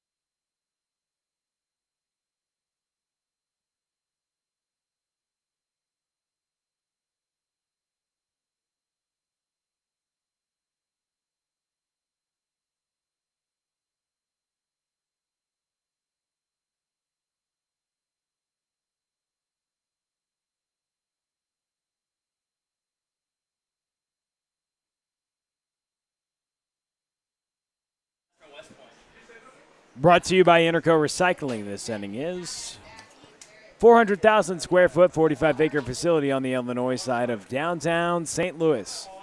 So if you or your company has large amounts of scrap metals, batteries, or electronics to recycle, you can just call Interco Recycling at 1-877-258-3601, or you can go to the web at www.itcscrap.com. Interco Recycling, a Mellatronics recycler since 1996. Start of the fifth. 5-0 Hoots as a new reliever into the game now. Tyler Cleveland on the mound. He'll face Jacob Bauer, Hamilton Anderson, and Levi Maslowski. Hamilton Anderson recently exited the ball game, so now Peyton Lieber is on deck. It'll be Bauer, Lieber, and Maslowski. Rather, but the fifth appearance for the right-hander Cleveland on the mound. Went 1 1/3 on Friday against the Cornbelters. He's faced the Eagles one time, went 4 innings. He started that game, just surrendered 2 hits, had 4 strikeouts, the most impressive outing we've seen from the right-hander. There's 4 shutout innings against the Eagles a couple weeks ago. He has so much run on his fastball, and that's why he's been so effective this season, Shane. Through 12 innings, he's just surrendered a couple earned runs, a 1.16 earned run average. And I believe it's because of the ability to command the strike zone. 17 strikeouts to just 4 walks. And working from that sidearm slot, it's tough to pick up for a right-handed hitter. And that slider is there. We haven't seen an exact gun on it, but I would imagine it's probably 12 to 14 miles an hour slower than his fastball. It kind of just floats up there. It's almost like a frisbee coming in at you, and you got the fastball moving the other direction. So he's got 2 different directions he can go with either pitch. It moves so much. He has some of the most arm side run we've seen in the league. And 12 innings, 17 strikeouts, and just 4 walks coming into it. He's been premier on the mound. He's started a couple times, making his 5th appearance, 3rd time out of the pen. You mentioned a frisbee. That's kind of what it is. But it's very, very effective. He's been nasty this summer. A ball and a strike, 1 out the pitch. Missed upstairs. I mean, take that pitch, for instance. That pitch started on the outside corner and ended up about 6 or 8 inches off the plate. That's an indication right there how much that ball is moving. He has to start it almost right down the middle. That one he started at the hitter's hip, and it almost broke back over the inside corner. 3 balls and a strike to Peyton Lieber, who came into the game for Hamilton Anderson, hitting in his spot. Then they move Piper to catch and Lieber to short.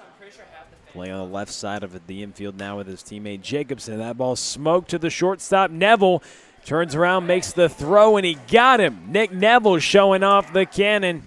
2 away. Well, that's a tricky little hop there on a line drive 1 hopper. You almost have to go to a knee just to kind of smother it. And he spun and fired. My, what a play. He's got one heck of an arm out there at shortstop. Levi Maslowski now coming to the plate. He got caught looking back in the 3rd against McCall, now facing the reliever. A swing and a miss on the first offering as the fastball runs inside. Here in the top of the 5th, a 5-0 ball game.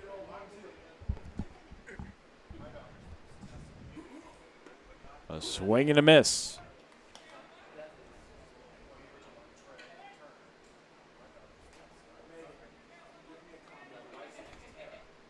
Oh, 2 count against Maslowski. The pitch. Fouled away.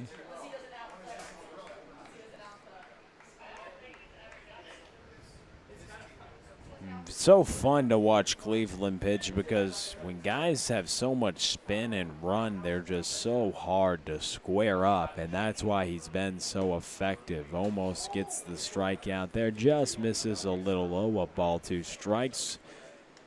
And there's 2 away here in the top of the 5th, a 5-0 Hoots lead. Eagles offense has struggled tonight, just 1 hit. As that ball's chopped to the pitcher. Cleveland picks it up, throws it to first. We send it to the bottom of the 5th, 5-0 Hoots.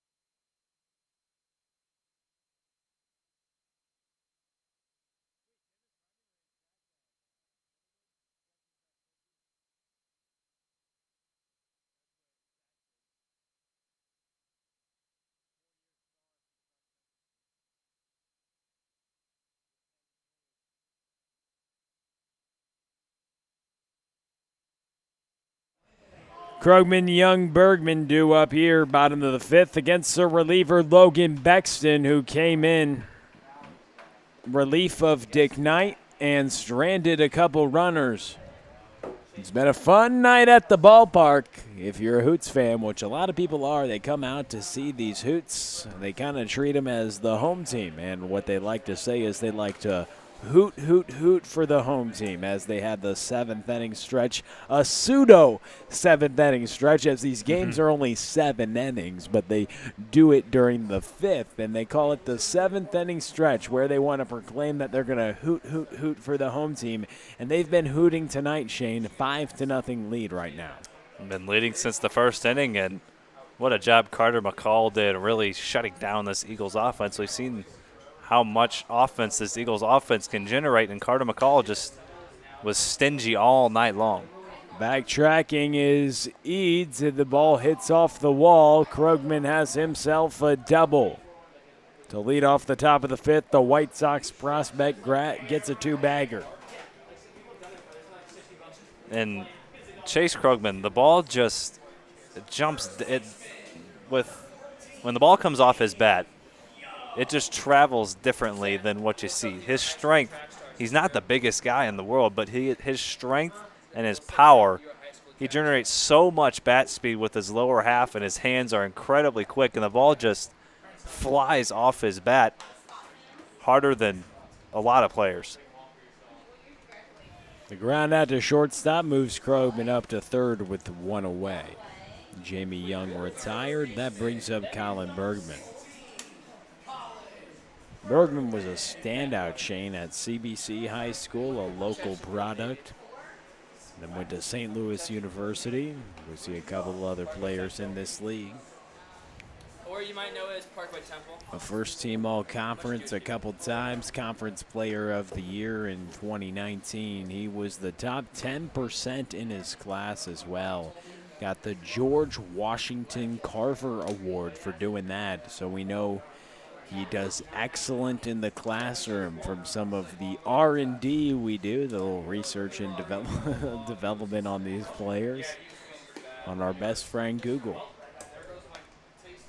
Google has been our best friend the last few weeks. Yeah, that's the full transparency right here, is like, we don't know much of these players, and we've developed some relationships with some of them, but when this league got put together in a quick manner, we obviously weren't allowed to have as much contact with the players because there's a unique situation. Due to obvious reasons, of course.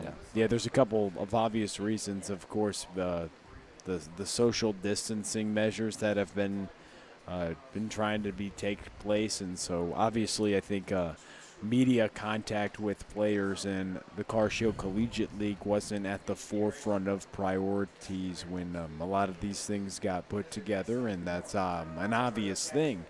But we've still tried to put forth an effort to cover these athletes the best we can by researching them for you and to bring you some context into what these games truly mean, how they develop through the course of the season and the roster additions. We've tried to keep you up to date on all that's happening. It's been so fun in the Car Show Collegiate League so far this summer as a swing and a miss by Bergman for the second out. And really, this is a learning experience for all of us. We're learning about these players day by day. We're finding out new information. We're getting new players. We're learning about these players, and that's one of the fun parts about this job. We get to learn about this local talent that we might not have been exposed to had this league not been put together. So it's these players, this is some of the best talent you're going to see in the St. Louis area. Tons of D1 commits, some professional players. We've really been treated to some great baseball so far this summer. We got 20 more. We're not even halfway through. I mean, we see Gutzler get on the mound last game, and we found out about him today. And that's a guy who, I mean, go look up Mr. Gutzler's stats. Brandon Gutzler, yeah. Murray State. You'll know he's one of the best hitters in the country. I think he hit, over 50 home runs in his 5 years collegiate career. I mean, he's one hell of a hitter. But he was pitching on the mound, and he was throwing the fastball above 90 miles an hour. Don't believe he's really ever pitched before, though. But we didn't know what he could do, but he could do pretty good on the mound. So. And he went overseas to play last year in Germany, and he was a hitter. He wasn't a pitcher. That was to go over there to hit. And he absolutely tore up the Ohio Valley Conference at Murray State. It's a wonder how MLB teams passed on him, how he kind of got lost in the deck. We're looking at his numbers, and he's hitting .350 every year, hitting 10 to 15 home runs. And he's got a good arm in the outfield, switch hitter, can play just about anywhere on the diamond. It's a wonder why MLB teams, he kind of looked over him. I mean, the Ohio Valley Conference, it's not a Big Ten, it's not the SEC, it's not the Big 12, but that's a Division I conference with plenty of powerful division, like teams like, say, Tennessee Tech and SEMO and the like. There's some talented teams in that conference, and it's a wonder why so many teams, why 30 MLB teams could pass on a guy like him. Definitely is, and you mentioned you went overseas to play a little bit, and you see that a lot in basketball. Sometimes guys will do that, but you don't hear about it as much for local talent, and I think the reason is because there's 40 rounds for all these players domestically, and a lot of players come here to play baseball rather than the other way around, but it still happens, and I thought it was unique to see a local product who's done that, who obviously is a really good hitter, and maybe hopefully we get to see him swinging a little bit. We'd like to see him at the plate, too. He was entertaining on the mound. He did a fantastic job, but we'd like to see his bat at the plate. I mean, the guy hit over 400 in college. You're telling me there's not one MLB team that could use that? Division I player hit 26 home runs over a 2-year span. It's crazy, Shane. Runners at the corners. I mean, I'm no MLB GM, but it's a wonder how he got lost in the shuffle. It really is when you look at his stats, but that's really all we know. We don't know if there's more that meets the eye there that potentially we haven't looked at. Maybe those are things we could learn moving forward because, I mean, full transparency, we didn't know much about this athlete before today. So, but you make a great point, and those numbers are really, when you look at them, they're off the charts when you can have an OPS of over 1,000 at a university. A Division I university. That is indeed. 2 outs, runners at the corners, 0-2 count. So that's an interesting storyline we'll be able to follow as that ball is right back to the catcher. Piper throws it to first. A couple stranded. 5-0. We send it to the 6th. We send you to Shane Holsey. He'll talk a little to you guys for the last couple innings. 5-0 Hoots.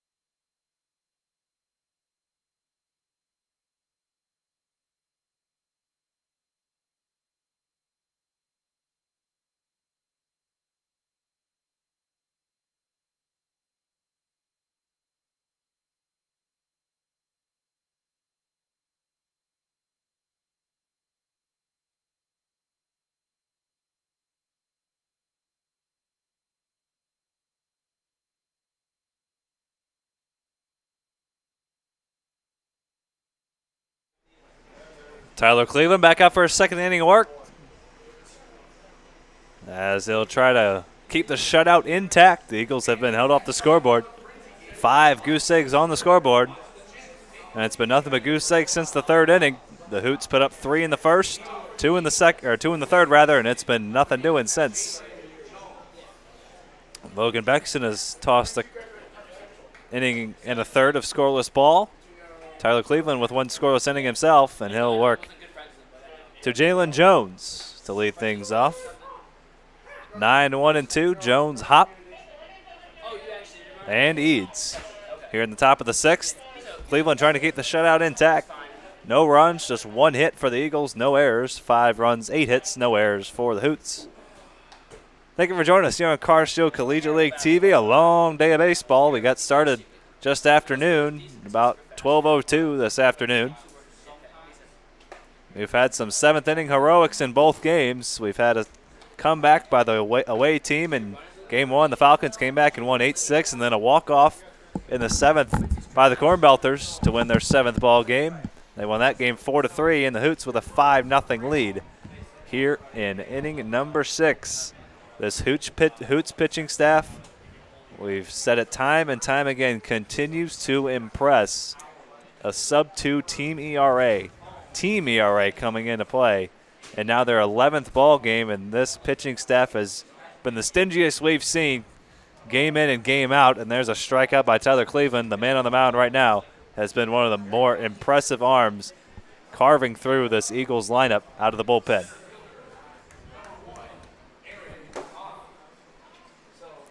Jones is retired for the first out. He's now 1 for 2. Had a base hit his last time up, an infield hit. Now the Webster University two-way athlete, Aaron Hopp. Two-sport athlete, rather. That's pretty cool, though. Like, the basketball team probably got great support from all the baseball guys at Webster when he go handle the ball as the point guard. It's pretty cool for the Gorlocks to – at the Division III level, he's doing a great job playing 2 sports. But we talked about this one time earlier. He's going to be able to focus on just baseball, or at least he has to focus on just baseball because of the fact that the eligibility for basketball is over. Which, hey, maybe that helps him. Maybe who knows how it affects his game. Yeah. Some guys it can help. It can help you keep you in shape. Some guys it gives you more time to focus on it. You can really hone your craft, hone your mechanics. Maybe you want to work on something a little more. Some guys play other sports to stay in shape. Usually you do that all throughout high school. You don't see too many guys doing it at the college level like Aaron Hopp is doing at a prominent Division III at Webster. Very good basketball team, very good baseball team as well. As he swings and misses through that, back-to-back strikeouts to start the 6th, and Tyler Cleveland continues. He's been good, man. The movement on his fastball is unreal. He's gotten 3 strikeouts and 2 weak groundouts. No one's really squaring him up today, at least thus far. That looked like a changeup right there from the right-hander Tyler Cleveland. Big velocity difference between his fastball and his off-speed pitches as well. And his changeup and his fastball, they're on the same plane. They move the same way. It's just a little slower, obviously, but he doesn't slow down his body at all. He gets the velocity difference from the arm action and the grip. Went with the changeup there on 0-2 and missed down low 1-2. It's been 5 up and 5 down for Cleveland out of the bullpen. The Eagles just a 1 hit, an infield single by Jalen Jones. And a swing and a miss. Tyler Cleveland, 2 scoreless innings, 6 up, 6 down, and this Hoots pitching staff continues to impress. We head to the bottom of the 6th. Hoots look to add some insurance runs. They lead it 5-0.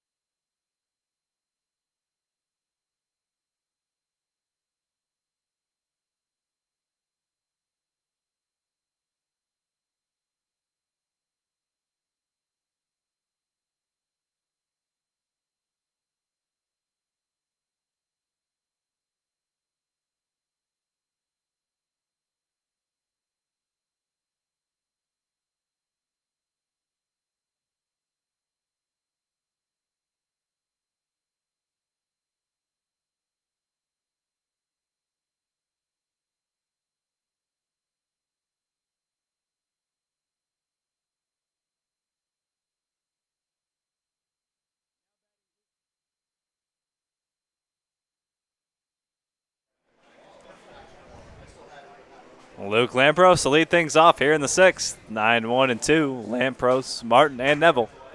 For the Hoots in the bottom of the sixth, Logan Bexton has worked an inning and a third of scoreless baseball out of the bullpen.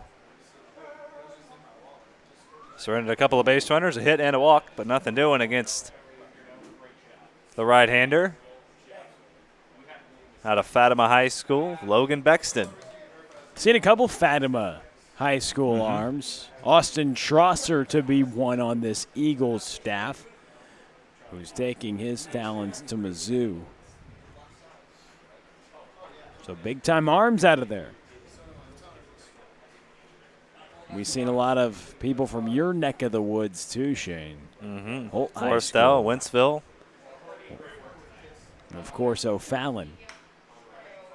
And that's chopped slowly down the first base line, and Arnson fields it in foul territory, strike one. But how cool is it that some players that may be playing in the Northwoods League or the Prospect League or other leagues around kind of all get together in this league? What league are you going to see some of the best St. Louis prep talent in one area? That, yeah, you see it in high school, but when do you see it in a league all in college? You never really have, because they usually go to other leagues, but they're all in this area. That's roped out to second and then to left field. A base hit for Luke Lampros. He's 2 for 3. And I think that's the coolest part about it, Shane, because it's just not something you've been able to see. And obviously we've faced adversity, but when adversity strikes, there's an opportunity, and things got created in terms of that. And you get to see some of the best talent in the area, along with some of the best talent across the nation. A lot of guys coming to play in this league, and it's been really, really fun to watch. I think the coolest part is, again, seeing the guys come up in the ranks in high school and tear it up in the league now. And we see a wide variety of style of ball player and class of ball player, whether it be a guy coming right out of high school, a guy who's established himself at the college level, a guy who's maybe played a season at college but maybe it was this year or he didn't quite get the action, a guy who's maybe looking for another school, someone who's played 3 or 4 years in college, has established himself as one of the better players on their team, professional players trying to get some reps. There's really a wide variety of ball player in this league, and it really makes for interesting baseball and something different to talk about day in and day out, because you're getting different ball players in and out constantly. Swing and a miss there from Evan Martin for strike 2. Actually a foul tip, but held on to by Piper. Luke Lampros on first after the base set in the left field. 9 hits on the evening for the Hoots, just 1 for the Eagles. Hoots looking for some insurance tallies here in the 6th. We've seen these Eagles come back several times as Martin looks at a called third strike down in the zone. And Martin now 1 for 4. Second time he's gone down on strikes. And his roommate steps in now, Nick Neville. Both at SIU Carbondale playing for the Salukis. Staples 1-2 in the order here for Joe Lincoln, and since they've been inserted into the lineup, they've provided a real spark for these Hoots. They've gotten the great pitching, but they've gotten just enough hitting, and these two at the top of the order have been prominent parts of that offense. Indeed they have, and we just go back to talk about the players. This is one guy at the plate who, it's cool to see a guy like this in the league. You know, he's played at the Division I level. He's been all across the country playing baseball, and you mention it about how guys like Nick Neville, and then you see the prep talent and the players you mentioned. I think it's just so great to see, and it warrants conversation because so many athletes have such bright futures in this league. As Neville pops that one in the straightaway left field, Justin Eads camped underneath it. A COC, can of corn, for out number 2.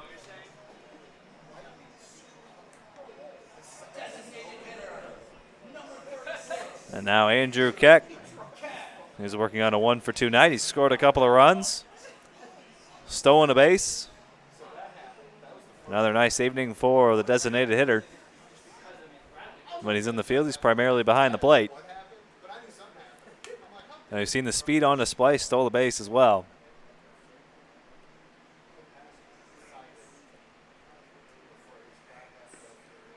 That's blocked nicely in the dirt by Kenny Piper. So runner on first, 2 away. Lampros the leadoff single. Bexton has retired the next 2 on a strikeout and a flyout. The SIU Salukis, the first and second outs of this inning. Andrew Keck now with 2 away.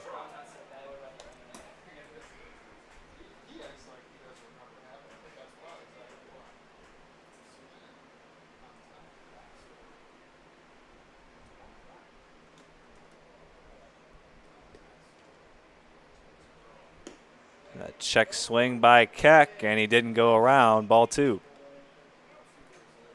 Keck on the inning, 1 for 2. Base hit back in the first, stole a base, scored a run. Got hit by a pitch in the third and scored a run. Grounded out to third base in the fourth. Logan Bexton, a 2-1 pitch. Check swing and a foul.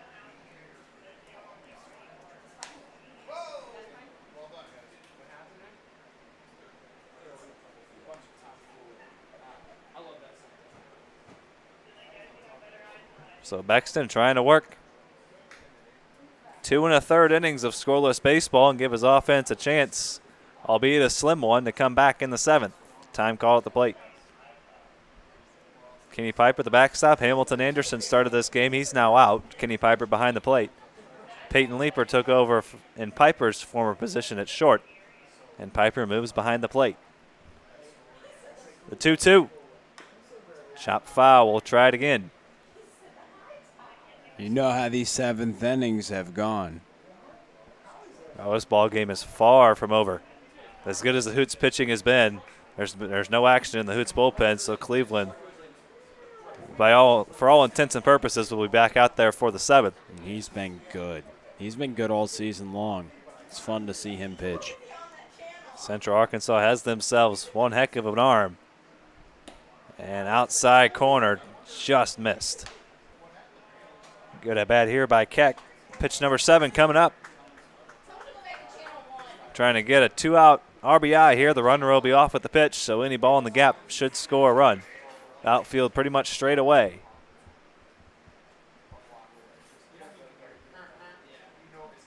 There goes Lampros, the 3-2 in the dirt.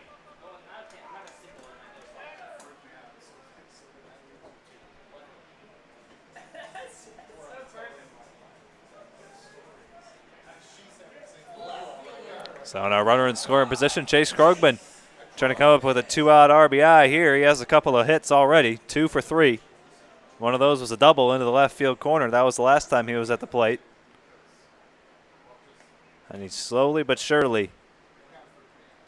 We don't talk about him a lot when it comes to tops in the league with the likes of Luke Mann, Austin Schmidt tearing the cover off the baseball. But Chase Krogman quietly has been doing the same, not necessarily with the long ball, but just multi-hit game after multi-hit game. And it seems like every night you look at the box score and Krogman's 2 for 4, 2 for 3, 1 for 3 with a walk or something as he laces that one into center field. Hop on to get it, but it drops in front of him. And a base hit, the throw to third. Keck is in there safely. Krogman up to second. An RBI for Chase Krogman and a 3-hit night. Nice little night for Krogman, right? A little walk in the park, getting a couple smoked balls. Pencil those in typically. You mentioned how the ball comes off his bat. He had that double in the 5th and now on second again after knocking that ball to center field. So the Hoots trying to put this game away. We'll have a new Eagles arm to tell you about. 2 away in the 6th. Bexton comes out of the game. The RBI base hit by Krogman. He's got 3 hits. We'll tell you about the new pitcher for the Eagles right after this.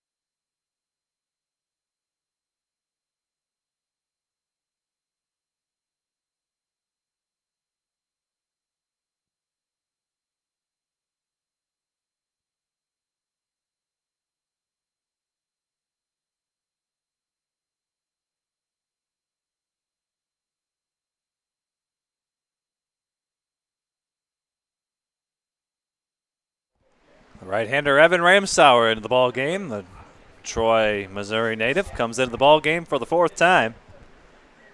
He's worked 4 innings so far, 8 strikeouts, 6 walks in those 4 innings, just a couple of hits.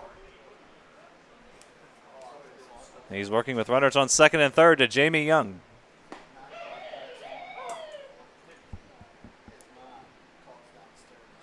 Third pitcher of the evening for the Eagles. Dick Knight went 3 2/3. Bexton, an inning and 2/3.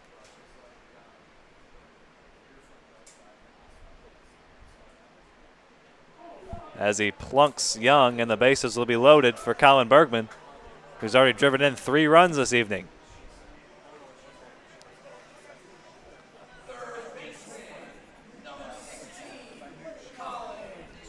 So Young is hit by the pitch. First time he's reached base, and now Colin Bergman can really put the nail in the coffin of the Eagles if he can come through here. But the base is loaded. He's got 3 RBIs on the night. RBI base hit in the first, 2 RBI double back in the 3rd. And Ramsauer buzzes the tower on the first pitch.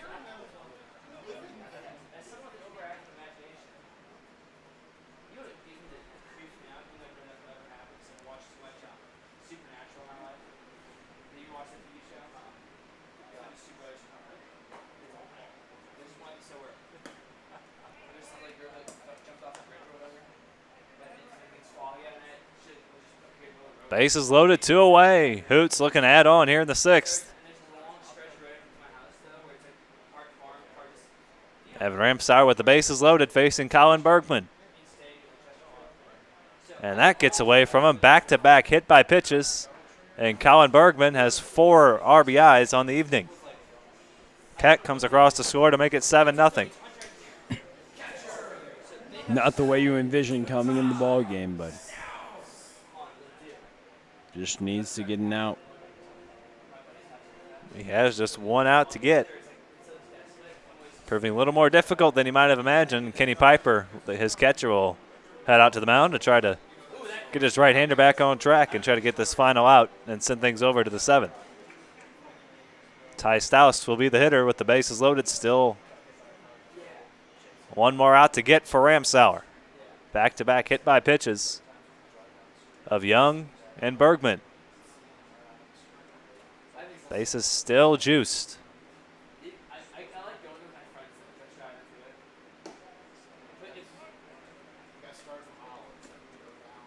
A parliament of hoots on the base pass, as we like to call it. Bases full of hoots, 2 away here in the 6th. Krogman on 3rd, Young at 2nd, Bergman at 1st.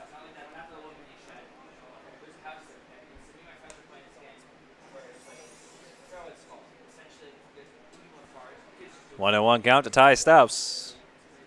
On the evening for Mr. Stouse, a couple of strikeouts and a walk.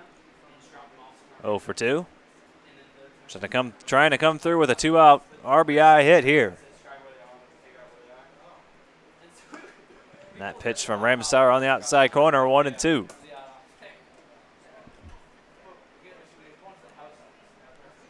This Hoots pitching has been dominant, and their offense has racked up 10 hits and 7 runs, looking for more if Ty Stouse can come through. 1-2, sprayed foul. Going on a 10:15 p.m. Central Time. Just over 2 hours of game time so far. Started just after 8 p.m. Thank you for sticking with us here on Carshield Collegiate League TV. It's been a long day of baseball. It's been a fun one. We've had a couple of entertaining ball games. This game likewise for the Hoots. Not so much for the Eagles, as they have been shut down and shut out by this Hoots pitching, who continues to mow through Carshield Collegiate League hitting. Still a 1 and 2 count on Stouse.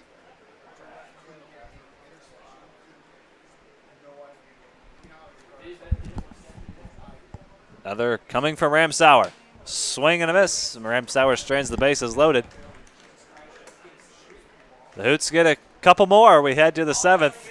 Tyler Cleveland will try to close things out when we come back. 7-0 Hoots as we head to the final frame.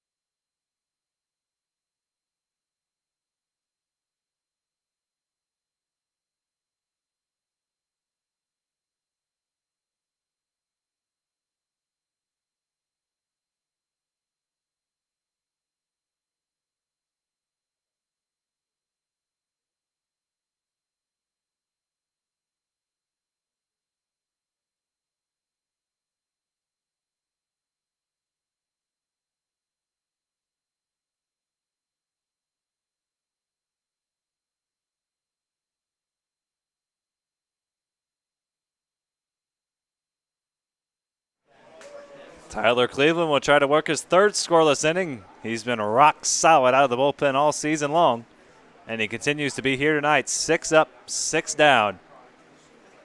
And looking for a smooth 7th inning here to try to close out the shutout.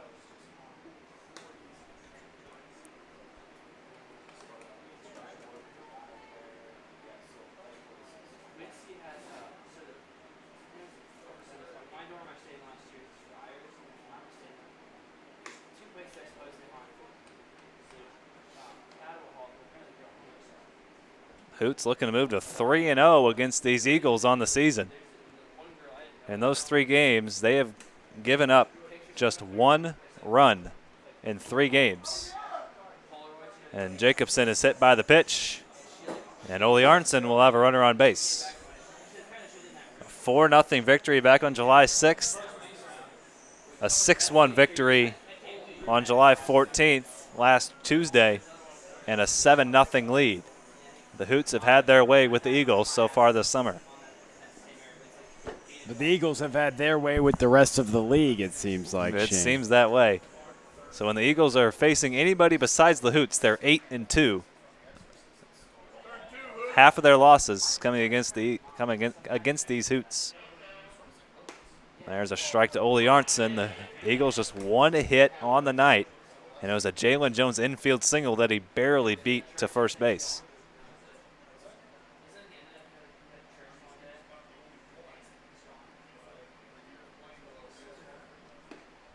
There's strike 2 to Arnson. 0 for 2 on the evening, a ground out and a strikeout.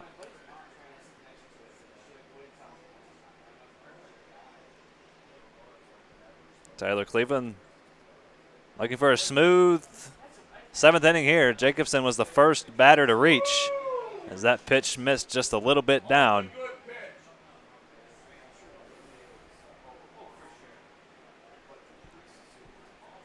Arnson at 6-5. That pitch missed just a little bit low.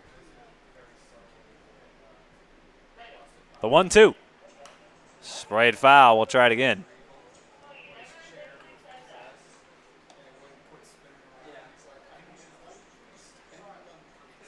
So Arnson fighting up there, leadoff base runner. The first time this evening an Eagle has reached base to begin an inning.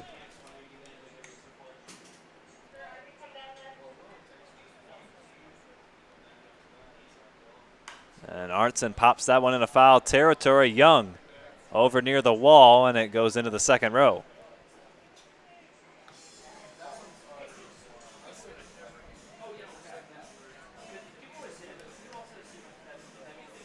So if this result holds, the Hoots will move over 500 and go to 6-5. Eagles will fall to 8-5, even in the loss column, but two wins ahead in the win column. And if the Hoots can hold on, this would be their third victory against the Eagles this summer. And if they can preserve the shutout, their second shutout victory. And that's chopped back to Cleveland, a high chopper. Too slow to go to second. He'll get Arntzen at first for out number one.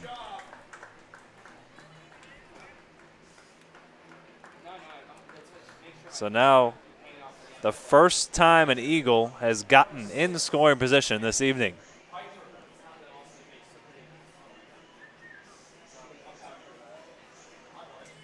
This is just their fourth base runner, the first time a runner has reached second base. Kenny Piper trying to come through with one away. Jacob Bauer will follow. There's a good slider. Tyler Cleveland gets ahead once again. Dotting up on the corners here this evening. And he and Carter McCall have given the Eagles fits here this evening.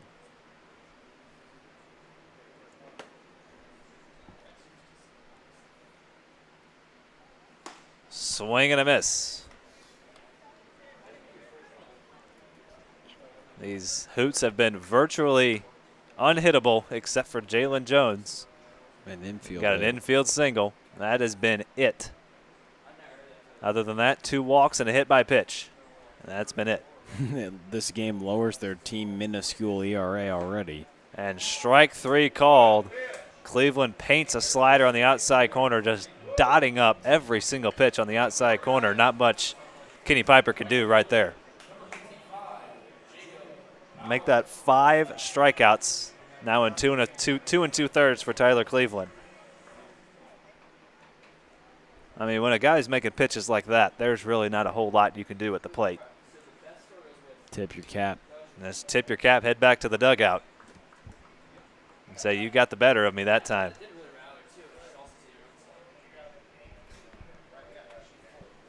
So the last hope, Jacob Bauer, trying to extend the inning to Peyton Leeper. He is on deck.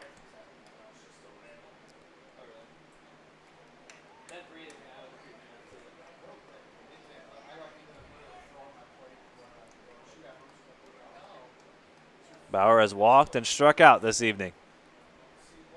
And there's a strike from Cleveland. Bauer was the first hitter to face Cleveland out of the bullpen, and he struck out. 5 strikeouts this evening for Cleveland. Just the 1 hit by pitch, and that's been the lone base runner. Slider just a bit outside.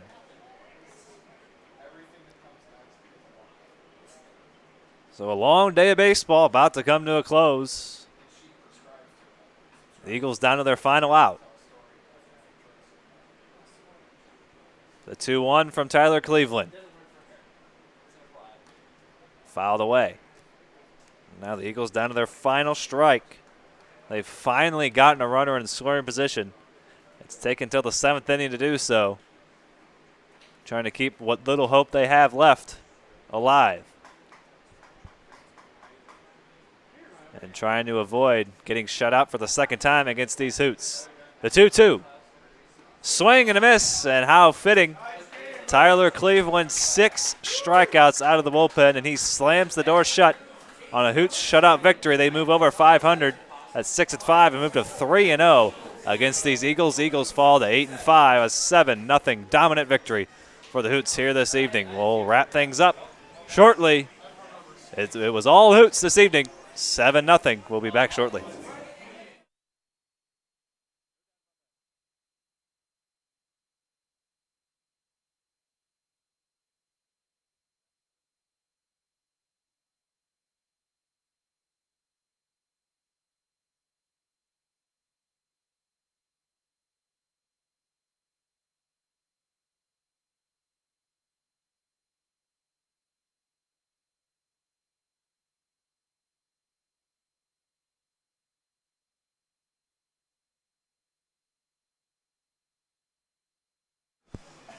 7 runs, 10 hits, no errors for the victorious Hoots. No runs, 1 hit, no errors for the Eagles. The infield hit by Jalen Jones. The lone hit for the Eagles as Carter McCall and Tyler Cleveland combined for a 1-hit shutout here this evening. 13 strikeouts, 2 walks. Just 4 base runners on the evening for the Eagles, and their first runner in scoring position didn't come until the 7th inning. 3 hits for Chase Krogman, 4 runs batted in for Colin Bergman, a 2-hit night for him, and a hit apiece for Evan Martin, Nick Neville, and Andrew Keck. 2 hits for Luke Lampros out of the 9-hole. It was all Hoots this evening. All Hoots. They left little to no doubt about this one. Dominant pitching and plenty enough hitting as they win it 7-0 and move over 500 at 6-5. Eagles stay in first place but fall to 8-5. We got 3 more games tomorrow. We start same time, noon. The first ball game of the afternoon will feature the Gems and Cavemen. They'll get things started at noon. Cornbelters Eagles at 5:30. Falcons Hoots at the nightcap. For Will Connerly, Charlie Bornoff, I'm Shane Holsey saying good night from Cars Shield Field. Have a fun and safe rest of your evening. Sleep tight, everybody. Get a good night's rest, and we'll see you tomorrow at noon for 3 games. We will see you tomorrow. Have a great rest of your night. Sleep well, stay safe,